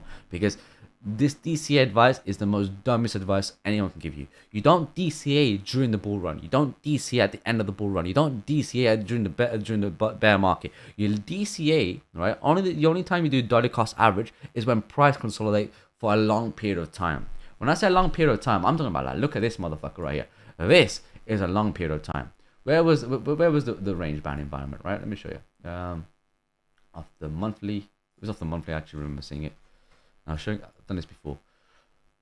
The DCA, right, was between this is the consolidation. Can you see that?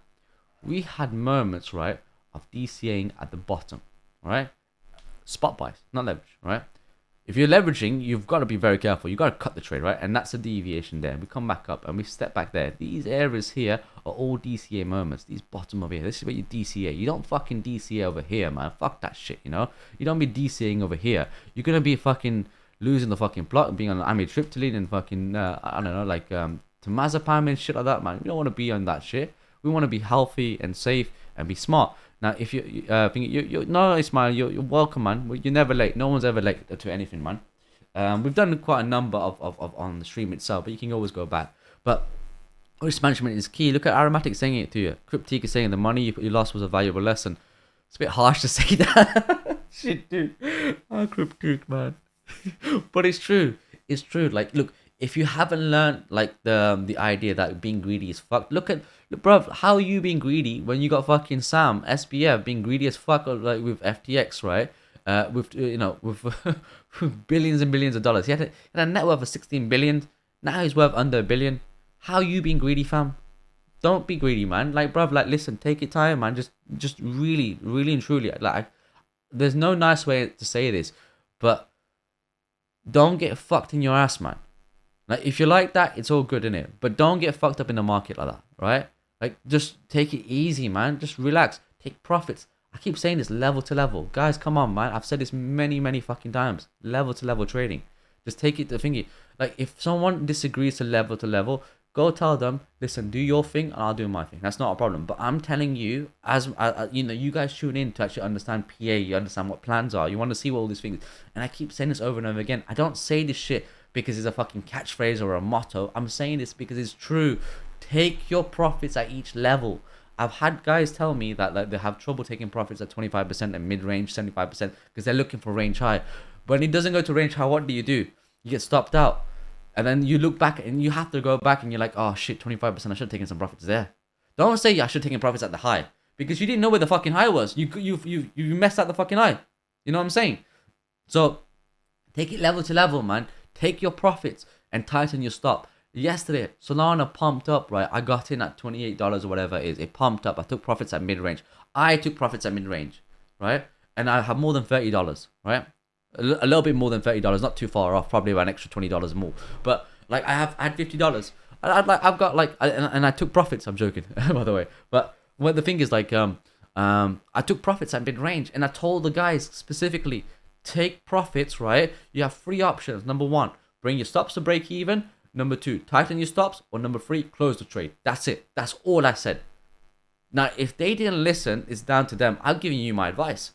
Not financial advice. Nothing is financial advice, but I'm giving you my advice. Now, if you don't want to take my advice, that's entirely up to you. Don't come back and say like, oh yeah, you made a loss, you're losing your account. Bruv, take it slow, man. Every single one of you guys have to take it slow. You know? Just I can't say this more than like I can't say this enough. Play the market with respect. Right? Don't think you're smarter than the market, because I'm telling you, you are not. I'm not. No one is. No one in this fucking influencing zone, or whatever you want to call it, this whole CT, YouTube, Twitter, TikTok, Instagram, or whatever bullshit they've got, all these apps and social media. No one is smart. No one is. Trust me, because if you were smart, the smart people don't tweet. The smart people don't text. The smart people don't message. They're playing the game. Or well, there are smart people out there who actually do the thing, do tweet and stuff like that. But like, they know how to play the game. They've had years and years of experience. If you just started off, you've got to slow it down. I'm telling you. Look, Kaylin saying like greedy equals chasing money. Rich people don't chase money. No problem. That's exactly true. None of us. We all want to be rich. None of us want to chase after money. The money comes to us. My dad said to me like a fucking line like years ago, right? Years and years ago, obviously, because he's passed away a long time ago. He said to me when I was like 18.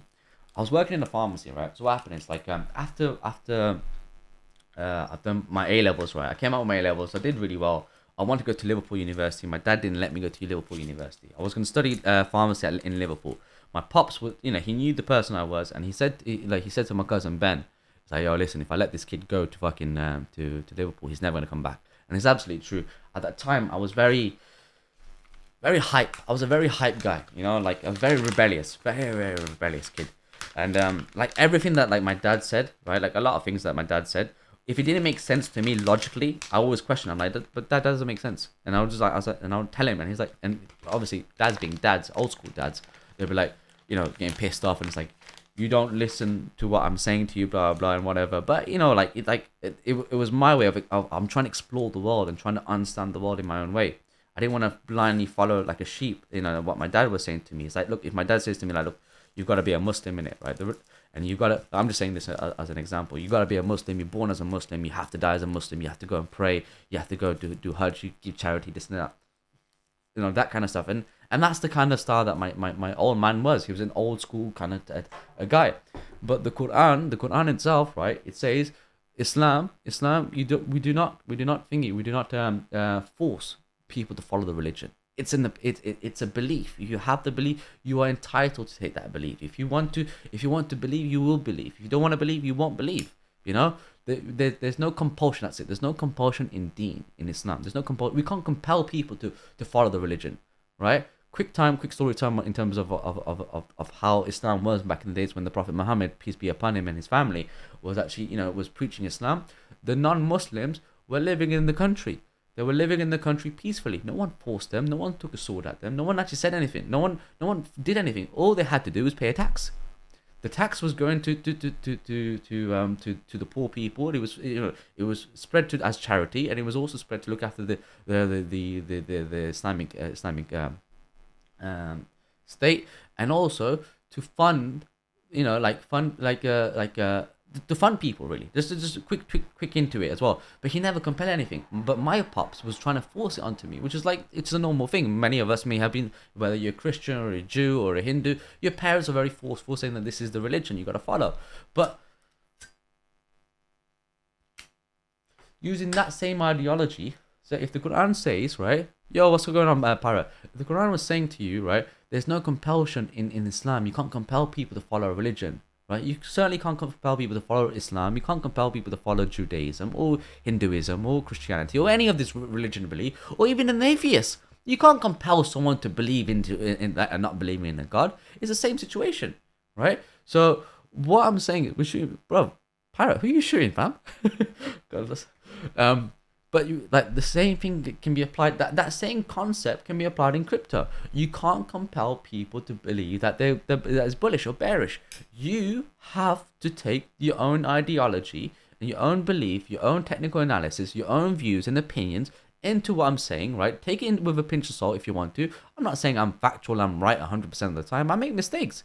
But you can also go back and chart it yourself and like, is Daink talking shit? Yeah, he's talking shit. Fuck that guy. You know what I'm saying? Just take it level to level. Take your profits. I've just gone off on a long mad one there. Sorry, man.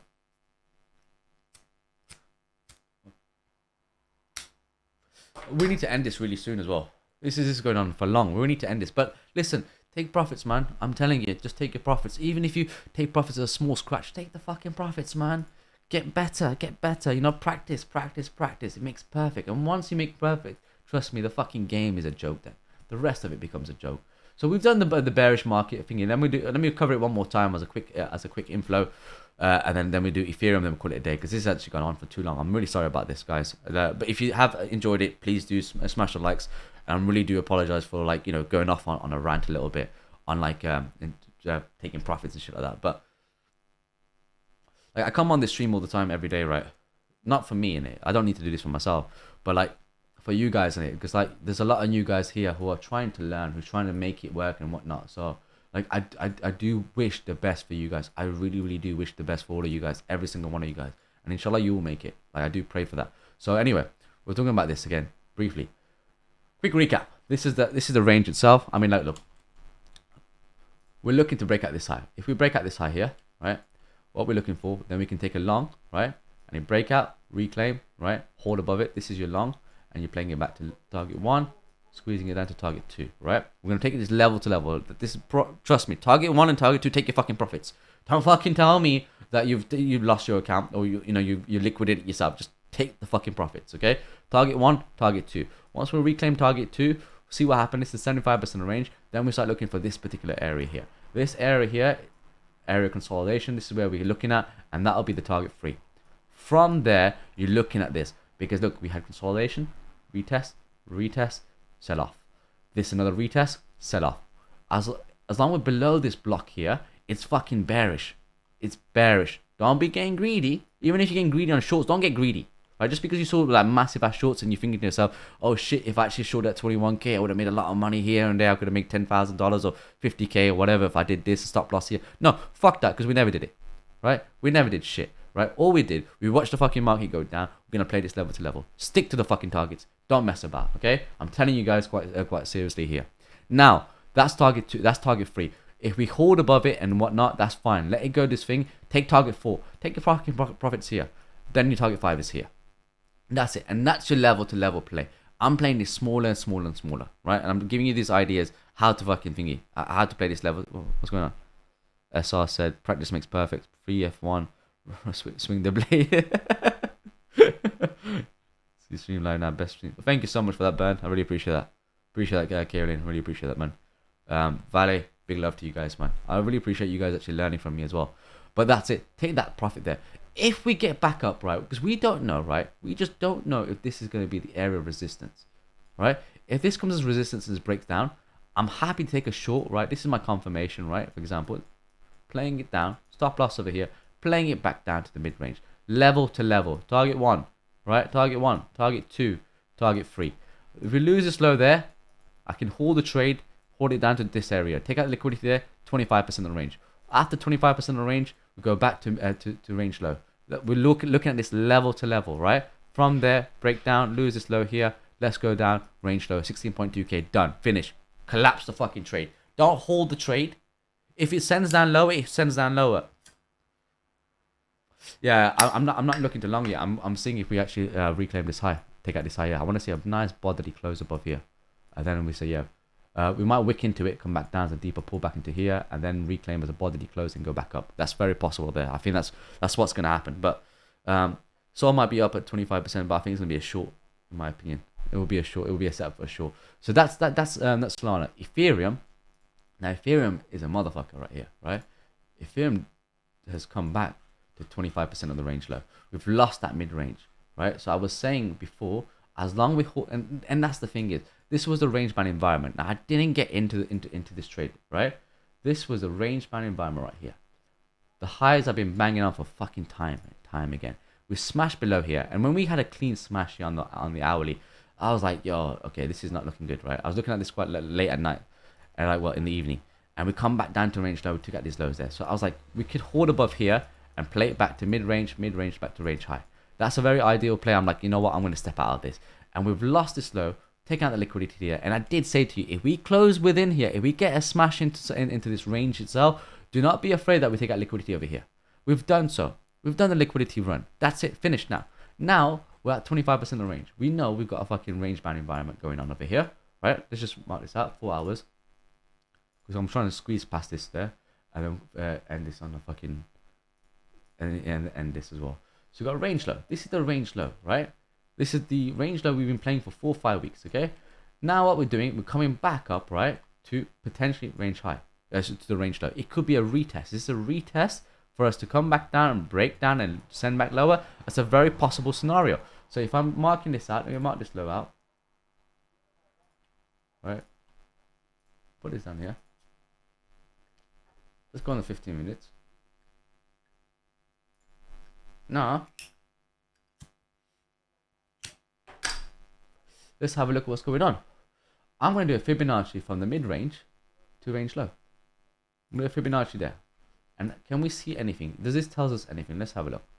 All right, we're going to focus on this particular area here. With broken market structure on the upside, it's looking quite strong as well, which is nice and clean, whichever. We'll see how it goes. Now, we've come back, right? This is a DV. Oops. Right. So, yeah, this is a deviation of the range low, right? Now, we're looking to break out these highs there. If it comes back down into this area here and holds above it and reclaims, I can take a long here, right, to play it back to 25% range. From the 25% range, I'm going to see how we react at this here, 1280. 1280 is at 19th of September's range low. At range band environment we're playing there. Does it come back up and squeeze into the mid-range, into this area consolidation? Let me show you. You see this area consolidation right here? That's the area consolidation that's happened there. We find resistance there. This come back down, resistance at the highs, come back down, support over here, lose this low there, and that's it. We haven't retested it. So it's very possible we can retest 1300. If we retest 1300, I'm quite happy to take the longs there. I'll be honest with you, right? And then at the 1300, two things can happen. Either it holds above it, reclaims the block itself, goes back to 75%, and then goes back to mid-range, and that's it, 1440. That's just range band environment. Now, I'm not too sure that we're going to do that. I think we're quite more heavier than we're looking right. If I use this high there, and let's have a look. If I use this high here in particular, and do a Fibonacci, look at this. This looks fucking bad, right?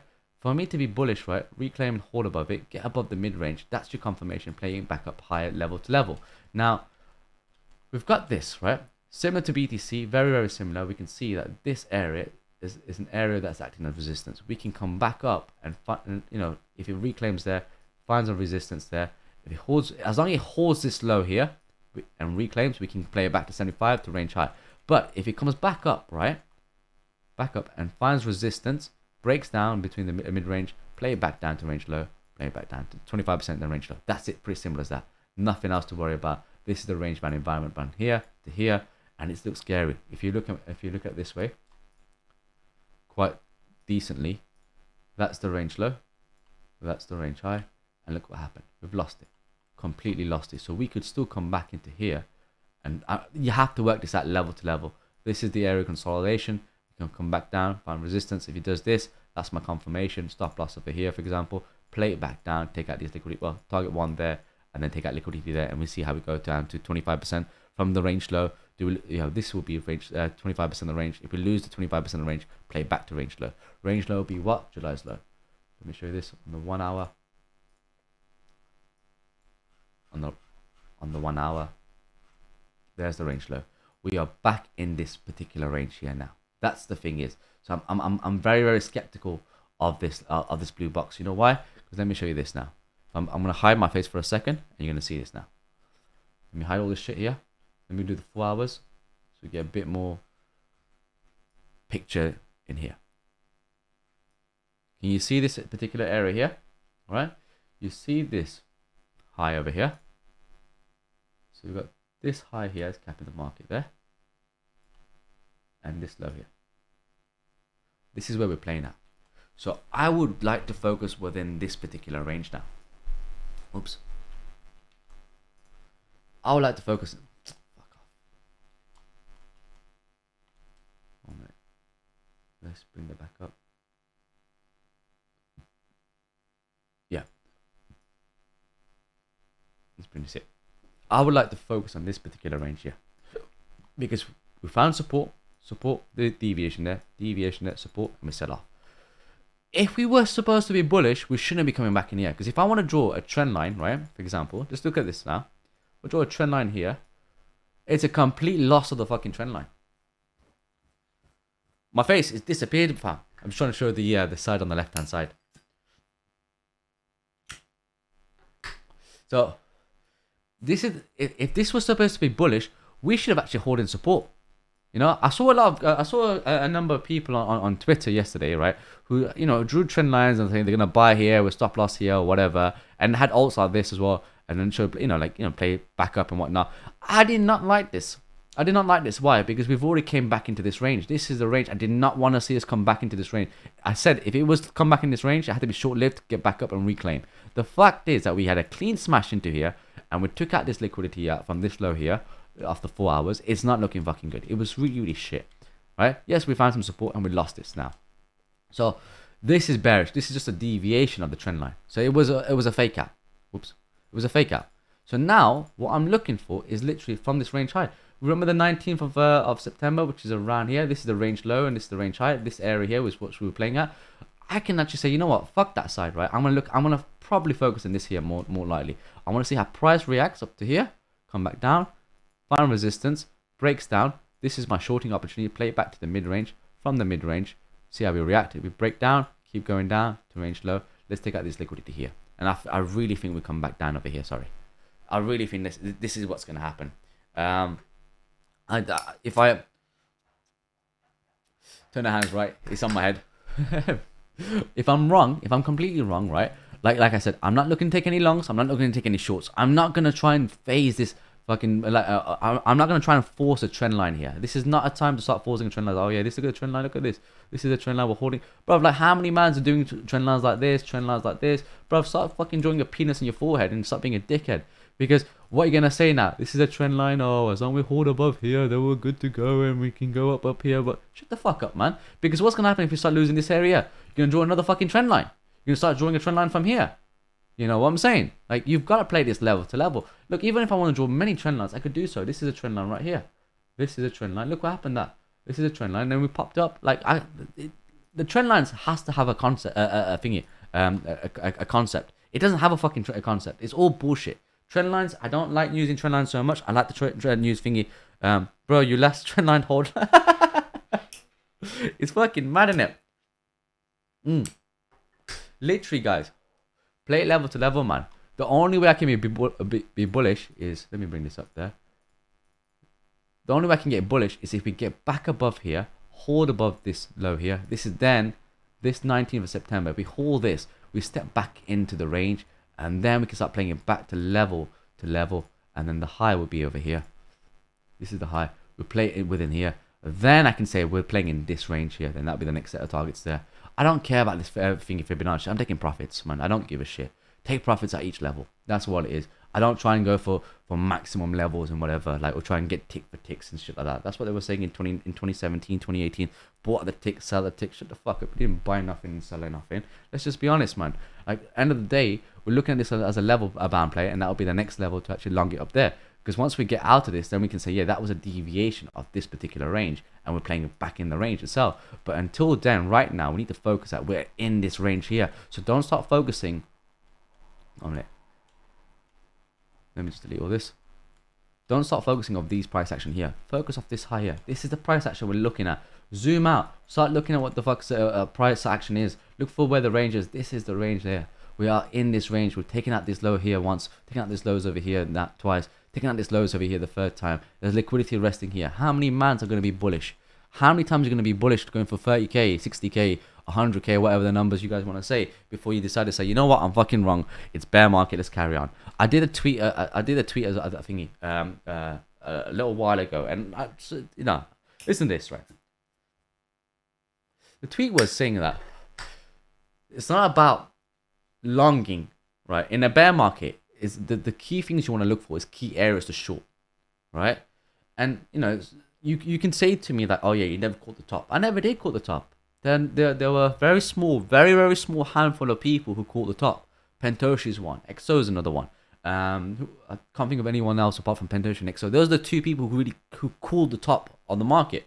Everyone else was quite bullish. I like at 55, 58k, 60k. We were still bullish there. I was still bullish there. But once it starts shitting itself, it starts shitting itself. But it's not about thinking about like playing, because everyone's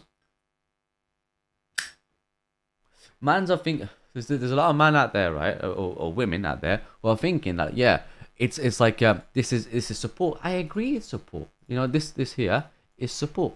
Where is it? I could agree with this as a support, but look at that, fam. We did a deviation right there, no problem. We come back up, we shot back up, and then we shang back down. Are you gonna say to me, oh, you didn't catch the fucking top? Fuck off from here, man. What are you talking about not catching the top? It's not about catching the top. We're all in this together. Bear mans are making losses out there. We're just trying to grind together. So, we're just gonna play this level to level. It could well come to 19.6k. Oh, this is Ethereum, sorry. Bitcoin. Fucking hell, Bitcoin looks bad. Fucking hell, this is bad. This is terrible. This is terrible there. I mean, look, we're grinding over here and we're just taking out this low here. So yeah, we can come back up, find resistance at 20k and still break down. Remember I was saying 19.6k. We can come back to 20k off this previous high and shank down. We're really and truly playing within another range here. What's the range we're playing at? Let me just highlight this. You see this range here? This low here to this high there. That's the range we're playing in.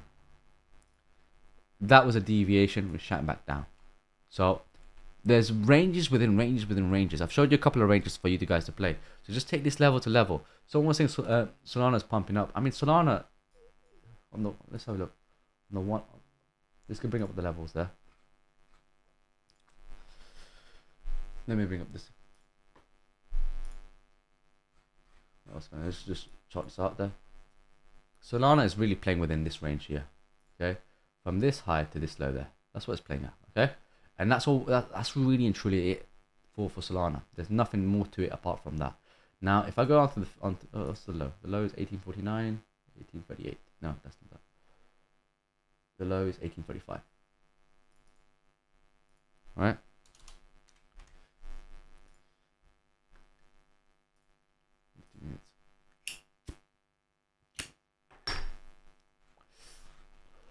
Right. Let's focus on this now. We made the high, deviation from the low itself, no problem there. Will I take a long now? No, I wouldn't take a fucking long right now. I'll just play this level to level. I'm gonna say this how this works. We are playing between this low here to this 25% range. Just focus as a day trade, all right? So which means as a scalp trade, which means just narrow it down to the 5 minutes. Let's see if we can get something out of this, right? So this high in particular, right? So really and truly, where the market is getting capped is from this area consolidation right here. You can see this area consolidation is capping the market there, right? With a bit of a deviation there. I'm not convinced it's bullish yet, and look what's happening. We're coming back down, right? So it's a steep little fucking run there. This is a steep run. I think this is bearish to me, in my opinion. I'm not too overly bullish. Where will I get bullish? If we reclaim and hold above it, then I'll be playing a level to level play, because we got this, right? We got this here. Let me just fucking move this over here. Yeah, that's it. That's more like, that's better. Right, so we got this. Where did I fucking draw this? We got this particular area here. Okay, this area here. I'll probably use it. Fuck it, let's use this area here. All right, let's use that. Yeah, that makes sense. That makes a bit more sense than anything else. Oh, no, a bit lower. A bit lower. That would do. Right, so this is the particular area that we're looking at. Right, we found resistance off the highs itself. Found resistance to a deviation. We're finding resistance here. We need to reclaim and hold above it, take out these highs, and I can say, yeah, I'm long right here. Stop loss probably below the box. I say, you know, wider stop there. To play it level to level. At the same time, we've got this key factor here, which will seem to reclaim, which we can actually come back as a retest. No problem. We can come back down. I won't take a long until we do this price action. If we do this price action here, I'm happy to take a long. And where will be my next targets? Well, then I have to play it level to level, which is from this level here. That's the area that we have to look at. Target 1. And then from there will be target 2. Let's mark out these lows here. Target 2. Playing it as a scalp trade as we go on. Target 1, target 2. And then from there, we'll see if we can play up there. And at the same time, let me do this. That to that. And it just so happens that is the mid-range. It just so happens that is the mid-range of between the 25% and the range low. Hold above the mid-range. Then we can start playing it to the next set of targets there and going to the 75% of range. And then from the 75% range, we'll see what happens. Do we come back up and do we sell up to the range high? That's a very possibility. But what I'll be looking, which I'll be very cautious about, is this particular area here. Can you see that? We had consolidation over here, come back down, sell off, retest, sell off, retest, sell off, grinds above it, comes back in as a deviation. And then once it finds resistance, sells off all in one go. Which means that if we are going to go higher, I'll be very cautious on $24. $24 short-term trading. But remember, FTT is backed by Solana, right? Now, Solana is backed by FTT. The way things are going with Solana, I wouldn't be looking to actually buy and hold anything. Bro, Solana on Binance's futures is 17 and the spot is 25, you know, which means I think it's gonna go down. I don't think it's gonna hold any further. Like now, if I want to take a mega short on this, right? How would I take a mega short? Let the deviation happen. I know this is the monthly level there. Let me look at the weekly. Let's see what we got here. We've got all these moves down here to play, right? The first move we need to worry about is this here. This area here. That's the first area of support that's going to come into it. So if we come back over here, you can take a short, find resistance. This is your first area of target, right? Of a short. Whatever happens once we get back down and lose this level there, that's it. Fucking short the fuck out of it all the way down to here to like $4, man. I'm telling you, it's fucking game over, son. $5. Let's call it $5. At $5, it's game over, son. And that's a really decent short playing it all the way here. So let it do its deviation. We'll do whatever it wants, and we can short it back to $4 and maybe get to 0. Right? We'll see how it goes. Yeah. Even they say Acreliano was saying $5. So yeah, I did say that I was happy to buy at $5. I might not buy it at $5 ever. I might not even buy Solana no more. I think that's off my list. Like unless they yeah. Thing is, right, with Solana, they like it's backed by FTT and it's also fucking got a partnership with Google. I don't think Google would go into a partnership with Solana, although it's backed by FTT. But I don't think Google will get fucked by this. Actually, I don't know. We'll see how it goes. It's hard to have any sort of ideas and views on this, in my opinion, with Solana, right? Because yes, Google is backing up Solana, the whole blockchain, they're working with a blockchain on Solana. Yes, all that stuff. We all know Solana's been shit at the fucking market, man. No, fuck the market. In terms of outages, it's just had many outages. AVAX the last one standing. You know what? Yeah, if I don't think CC's gonna say FTT, buy FTT. There's no way he's gonna say buy FTT. Because he's got a thing in LOI. He can actually get out of this. He doesn't have to buy it. I read that Almeida's locking 845 million USD in Solana. Ooh, yo, this is time. Yeah, didn't they fucking thingy? Private sellers are gonna want to get out of this. They want to get out of this because we've got a whole blockchain on Solana, and this could really fuck the market up. If Solana goes down like completely, like shits the market itself. Like Luna is one thing, but Solana is another thing as well. This guy, he's got his proper ecosystem. He's got NFTs on here. He's got TED Talks Macro. He's smart. He's a smart lad. I gotta check him out as well. But isn't this the things that happen in order to create greatest opportunity? 100%, 100%. Now, if Solana goes to $5, right? Again, I'm not gonna blindly buy here because you have to remember the context I'm saying to you that I'll be looking to buy in 2023. This is when I start looking to DCA. Right, because I need to see BTC and Ethereum. These are the kings and the king and prince. See them consolidate. When they consolidate, right, and the price is actually fluctuating up and down, up and down, up and down, right, and it's holding in a very bullish, not bullish, it's holding a good support. Then I'll be like, okay, what is the market saying? What is Doge saying? What is Solana saying? What is XRP saying? Then I look at buying these XRPs and Solanas and whatever. But Solana, if it hits the $5, I'm not going to blindly buy it right now. That reminds me, I've got to buy on that. Thanks for that, man. Let me just cancel that. So the bottom could be $5. I don't know. It could well be $5, but I'm not risking my money on this. If it survives, it's true. Because if it goes to zero, it goes to zero. It can get fucked over. So I'm not risking any money on this on Solana, like in terms of like spot buying anything. No way. I'll look to like play the game as it is, level to level, no problem. But if price comes back down and it finds resistance and goes back to -4 like oil or whatever, it's over. But what I want to see is price needs to hold this area here. Show us like some sort of consolidation in this area here. Hold bullish market structure. Then we can play it to level 1, which is off this low here around $14 or 12. Let's go $12, and then level 2 into this monthly. Reclaim this monthly open. Then we can say, yo, this is a deviation. Then we can say the buys, right? The generational buys was here, right? If price, let me repeat that again, right? Because there's 63 people here, and I want you guys to pay attention to this. And it's the same principle on all the alts across the board, right? Doesn't matter which alt you're looking at, it's the same principle there. We've got a range here. This is the range that we've been playing in. Everyone can agree this range there, okay? So if price were to find resistance, we're looking to go down. We're looking to go down at $5. Would I have a spot buy here? Not so early right now. No, I wouldn't do that. Are you happy as well that we finally might break the low? ETH, check the ETH on the left. The all-time on the left. This one here. This high you talking about, bro? Now, I don't need confirmation to buy. Not now. I'm not buying anything now. I mean, like how many mans are buying it with Solana at $30? You know, like $35 only pumped up there. That's not confirmation there. I don't need no confirmation on that. I'm just gonna. I would know when to buy. Now's not the buy. Now's not the time to buy, because the guy, like so many mans, will be saying, yeah, time to buy was over here.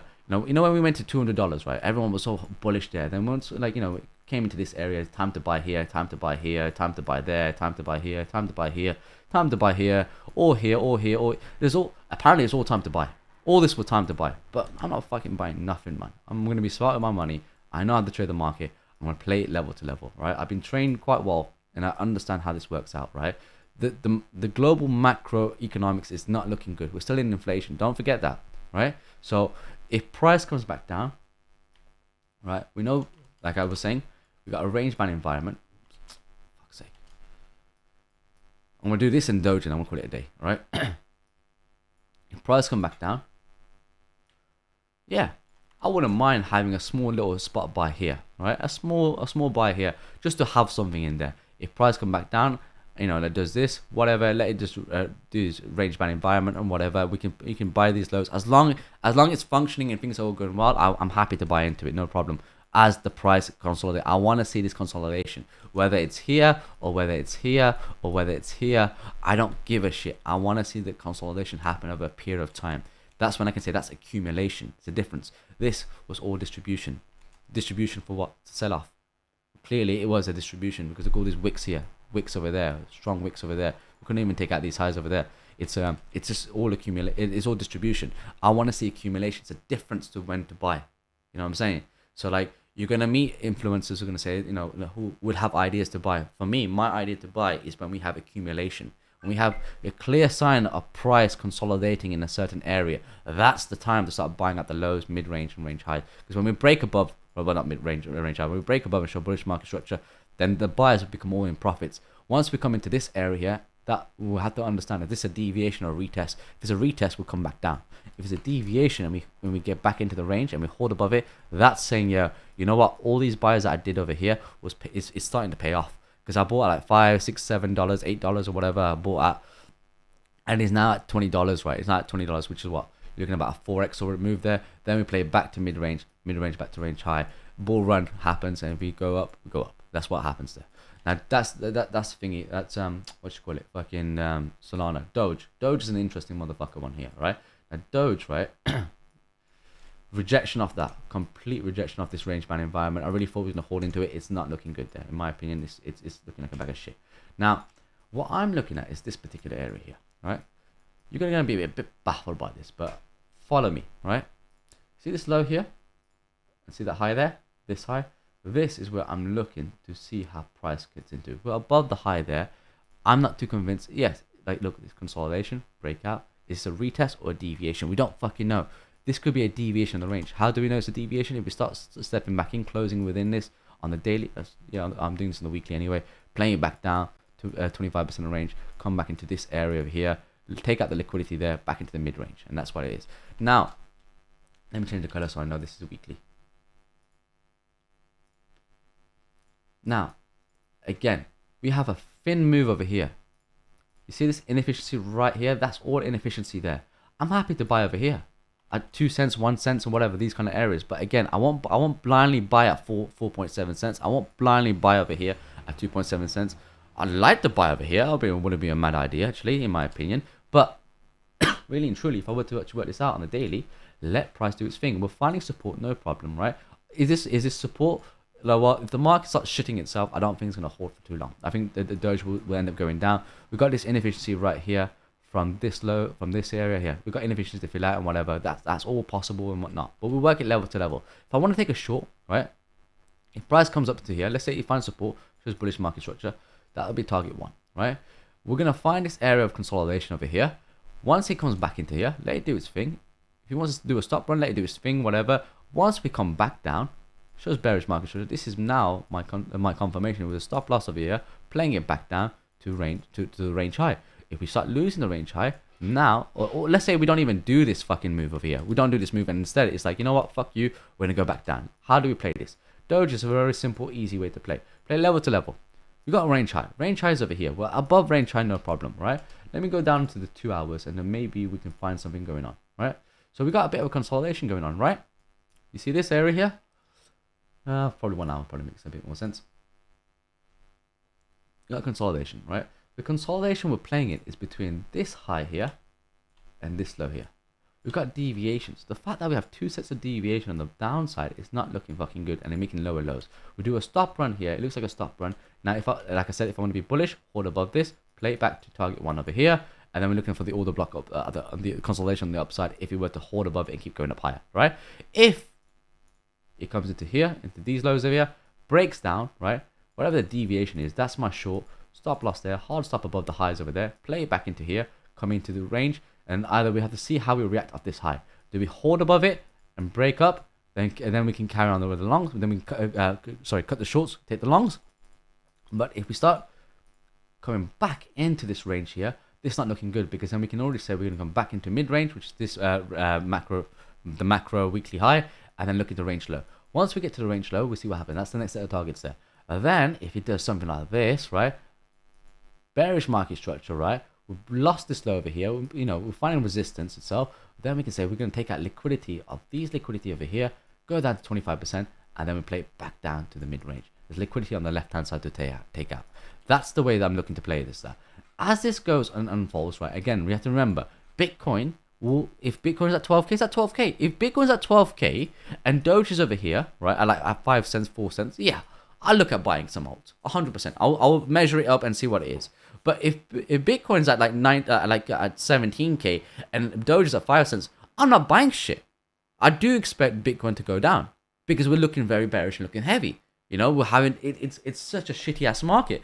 I'll be looking to go down. So literally, just take this as a level to level play. I'm not focused on longs. I'm not focused on shorts. I'm just letting the price react. I've got my plans. I'm gonna see how it goes. At the mid range, we lose this level here, break down. Then it's 25% of the range, and we'll see how it goes at the range low. There's an order block to actually worry about, an area consolidation. That's what we got to worry about. But then if price decides now price comes to the end, and that's the short done. Now, around these lows over here, let's go on the daily actually. All right, around here is where so you will front run it off these highs here. That's the first target there to front run, right? In terms of front running there, which it comes into about, let's call it 0.15 cents approximately around that area, right? You can actually do it yourself and whatnot. Now around here is what we're looking for, okay? You see you got this inefficiency right here, from this high here to this low there. This could be the generational bottom over here in terms of a consolidation over here. If price is actually reacting over here and it's consolidating over here. Here, around the range low is where I'll be looking to accumulate. Range low, 25% around that area is where I'll be looking to accumulate. Because then this is all accumulation. This is the type of price action I want to see. When price comes up, there's a bit of a deviation, comes back down, whatever it wants to do this. The moment it breaks out and holds over it, with Doge, it won't give you any time, it will fucking spike up. And then I'll be happy to buy over here. Whether it comes to here or whether it's here, I don't fucking care. I don't really care. I'm looking for that accumulation. I'm not looking at what other people are saying, buy here, buy now, or DC here, DC now. I'm looking at what's the most logical sense of point of view when it comes to price action. Does that make sense? If Doge consolidates like this, would other doggies follow? Yeah, 100%. SHIB will follow. All the other dogs will follow as well. They all follow. So we just play this level to level. Nothing too complicated. Don't take this too stressful as it is.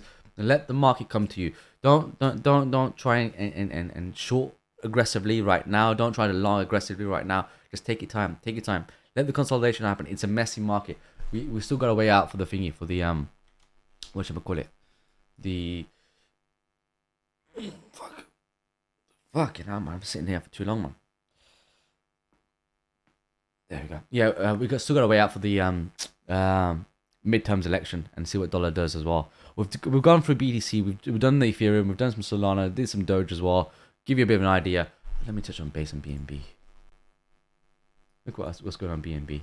So BNBs, it's like we've final rejection off the monthly open, right? And which is good, guys. Remember the video that I did on BNB in terms of where we're looking to buy. Like, this is quite good though. If the market decides to actually shit itself over here, right? The market decides to shit itself over here and play it back down. We'll fucking looking to buy somewhere around here or whatnot. We'll see how it goes. BNB is going to be the king. I really do think so. It's going to be the king. It's taken out FTX. FTT is gone. That's gone, man. I don't see FTT recovering from this. Brothers, it's a shamble. It's a mad shamble. Anything that's got to do with, like, I think it's Serum as well. Is it? I can still look at it right now. It's minus 23%. Fucking hell. Fucking hell. It's over, man. This is bear market continuation. This is what it is. It really is bear market continuation.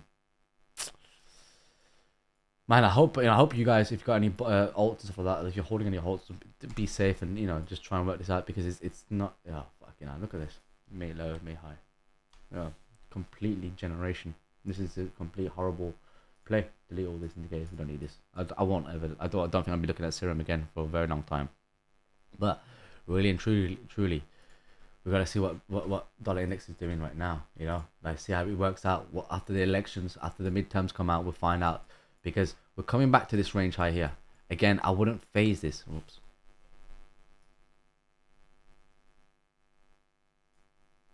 Right. Yeah, I wouldn't phase like a reclaim and hold above this. I wouldn't phase it, and that would be a deviation of the range low and then play back up to range 25% in range and mid range. It's the most logical sense there, in my opinion. But we'll see how we come back up. Do we come back up? Find a retest of this area here. This consolidation over here. Let's say come back up into here. There's a deviation of the range low. Gets back below here. Finds resistance. Gets back below the thingy.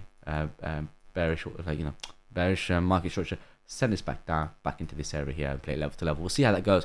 If something like this happens, so then we can start looking for longs for Bitcoin and Ethereum and Solana and Doge and all the other stuff. But I tell you something though, be very careful.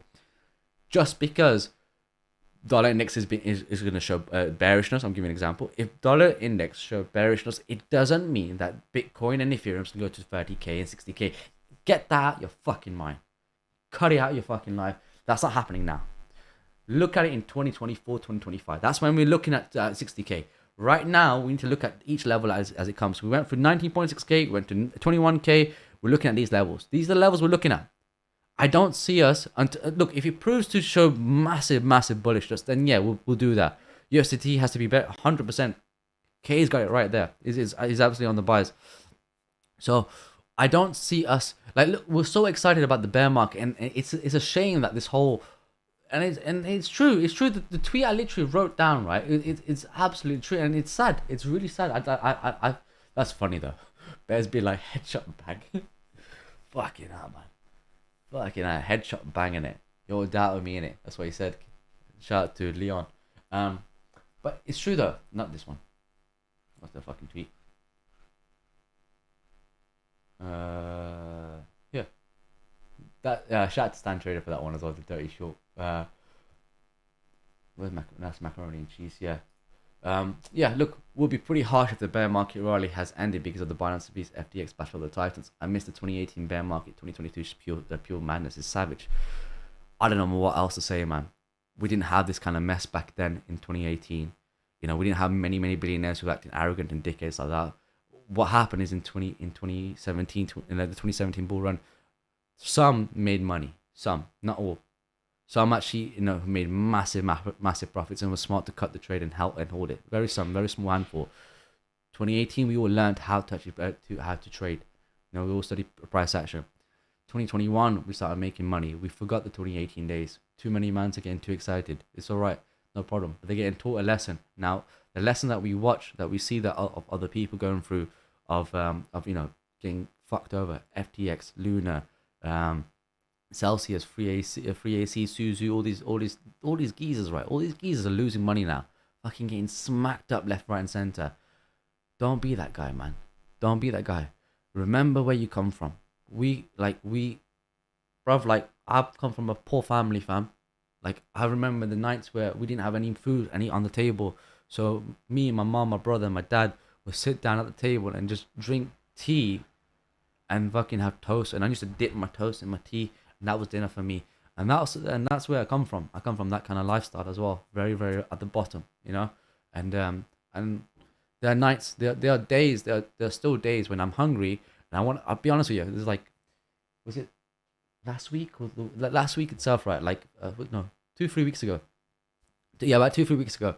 Like I felt like yo, I was getting these shorts on point and whatever. I was killing it, and I was like, yo, dang, you've come from you're nobody, right? Like if God's given it to you, tomorrow He will take it off you, and there's still nights I still have like tea and toast just to sit down and just reminisce about the old days. Just sit down on my own, no one around me. Just sit down and just think about this is where we come from, and we've all started from the bottom.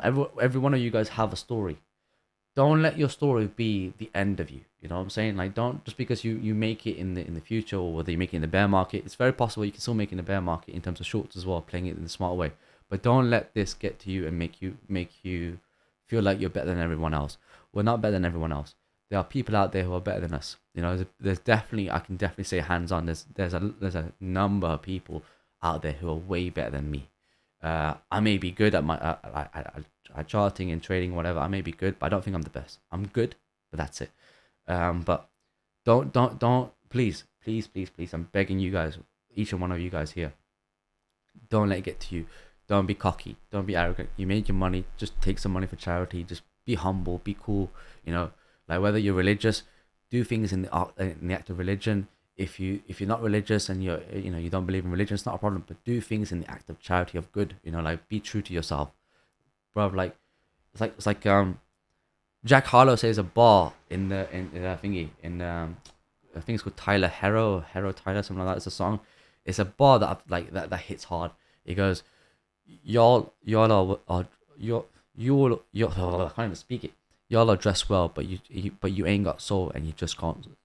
Fuck, I can't even say it. Jack Harlow. How do you spell his name? Harlow. Tyler Hero lyrics. There we go. It's a particular line. I want you guys to actually always remember this line, right? Because it's absolutely true. Where is it? Here we go. That's it. You're well dressed, but you ain't got soul, and you just can't sew it on. It's a banging line. It's a fucking banging line. How many mans we saw people wearing like Versace robes in the bull market, wearing Dior shirts, wearing Dior sunglasses, wearing Louis Vuitton, this and that. All now you're learning about big brands, fam. I knew about big brands a long time ago before you did. So don't act all like you're sick in it. I knew big brands, bro. I was 18. I was wearing a Prada shirt, a Prada polo. I still remember that. But it doesn't mean shit. The clothes that you have on you doesn't make you as a human being. Just like I judge you by your character, by your personality. I look at you, who you are as your character, not about how much money you have or what asset you have or how good you are on crypto. there's all of you guys here, and I have a lot of respect for every single one of you guys because you tune in and you want to listen to what I'm trying to say to you and trying to learn from what I'm saying to you. And I respect that. I truly, truly respect that. But they are like, you, when you see a guy, right, changing his outfit, or a girl, right, changing his and like we may know this person, we may not know this person, but we've seen him on Twitter or whatever, or dox himself, or hasn't doxed himself, or whatever. We've seen these people, right? And they're changing the way they behave, and they're changing the way they dress and whatever. We'll just watch how they dress from back in the bull run to how they dress now. Bro, I still have really, really good clothes. Not too long ago, like I told you guys, I bought a fucking Patek Philippe watch in the bear market, 300 grand. You know what I'm saying? Like it's a bit dumb to buy in the bear market, but to me, it's like, look, I made that money off and whatever. I'm gonna treat myself with a Patek Philippe, but I've not showed it to you guys. I think I showed it once. But I'm not posting on Twitter and whatever. I don't really give a shit about Twitter. Twitter can go suck my dick in it. It is what it is. But what I have, right, is for my family. None of it belongs to me. Nothing belongs to me. All the money, all the things, whatever. This house doesn't belong to me, bro. It belongs to my family. I will give it to my family any time of the day. If God wants to take it away from me, it will take away in one snap. Done, dusted, finished, caboose. You know what I'm saying? Like, khalas, it's done. Like, nothing belongs to me. It all belongs to God. If God wants to give it to me, he will give it to me with both hands. And I will accept it. And I'll say, Alhamdulillah, Jazakallah, thank you so much for that. And I'll be grateful for it. The moment he decides to take it away from me, he will take it away from me. Look at FTT, man. 16 billion. Assets was 16 billion. Motherfucker wasn't dressed well. Ain't got no soul anyway. Didn't have to sew it on because he ain't got no soul. And he wasn't dressed well. And the geezer fucking begging for help, sucking his dick right now. Bruv, he's literally on both knees, chonging on that dick. You know what I'm saying? Don't talk about jewelry. Yeah, man, bro. Like, I'm not a fan of jewelry that much myself. I don't wear watches or rings, so you can see my hands are very, very plain. I'll wear watches when I go out. If I'm going out, I'll wear a watch. If I'm, I don't like wearing rings. I feel it feels heavy on me and whatever. But I don't do that stuff. You know what I'm saying? Like, but we've seen these guys, right? We've seen all these mans who, posted pictures of themselves and, buying really nice clothes. Alhamdulillah, you bought nice clothes and I'm really happy for you as well. But what's that got to do with anything? You know what I'm saying? Like, just because you got a Dior shirt that says Dior, just because you saw Khabib wear it once, right? And you thought, I want to be like Khabib. That's what you want to. That's what happened. You mans. So Khabib wore it, and you're like, you know what? Let's wear it. That's what happened. It's like that. And the branding nowadays, in terms of clothes, I'm not really much of a fan of. It's too much flashy. It's too. I don't like it. I like more simplistic stuff. But you know what it is. It is what it is. Like, don't get me wrong. I've got nice shoes. I bought some really nice shoes and whatever, and X, Y, and Z. Like, there's nothing wrong with buying things, but it's the mindset you put yourself into. You know what I'm saying? The bull market, it's a very dangerous game, worse than the bear market, in my opinion. Like, it generally is. Like, because I've seen people from who was nobody on Twitter post a tweet and made millions, right? And go from 500 followers, like 1,000 followers when they were following me, to over 100k. I've seen that happen. We've all seen that. We don't need to mention names, but we've seen that happen. We've seen like certain man who's actually losing his company right now, who was so arrogant and said, like, I'll buy your Solana at $3. We've seen that kind of guy, and look where he is now. Solana's at $20 or whatever it is. All right, fine, yeah, but look where you are right now. You're gonna get fucked up. Don't be cocky. We've seen mans who's what you call it? Talking about Luna. Like, Luna's gonna go up and put $1 million or whatever. Size is not size. Look what the way they talk. Is this the way a human being should talk? Because I guarantee you that's not how you were when you were poor, when you're eating chopsticks, like noodles from a chopstick, bro. Just because you learn what a fork is doesn't mean shit. So, like, take it easy. Don't get too cocky. Don't get caught up with this. Slumdog Millionaire. All of us, we all go through that test. Trust me, we all go through that test. There will be a moment, every one of you guys, 54 guys here at the moment, we're going to go through that test in 2024, 2025. But I'm telling you now, in 2022, right? We're coming to an end of 2022. The world is short. The world, like, life is very, very short. We have families to look after. We have friends to support. We have a lot of things to do as well. We've got so many things going on. We're trying to be on top of crypto at the same time while working, and this whole inflation stuff is fucking us over. But when we get out of this mess, don't forget where you come from. Just do not forget where you come from. Remember how you feel right now.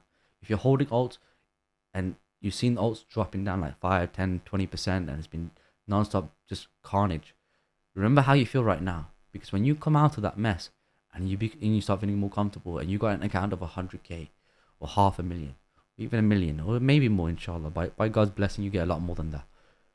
Don't forget where you are today. You know, write it down on a piece of paper, on a note or whatever, stick on your computer, or stick on your laptop or something like that, or whatever, put it on the wall every single day when you walk past that wall, right? And say like, you are nothing. We come on this earth with nothing, and we're going to leave this earth with nothing, right?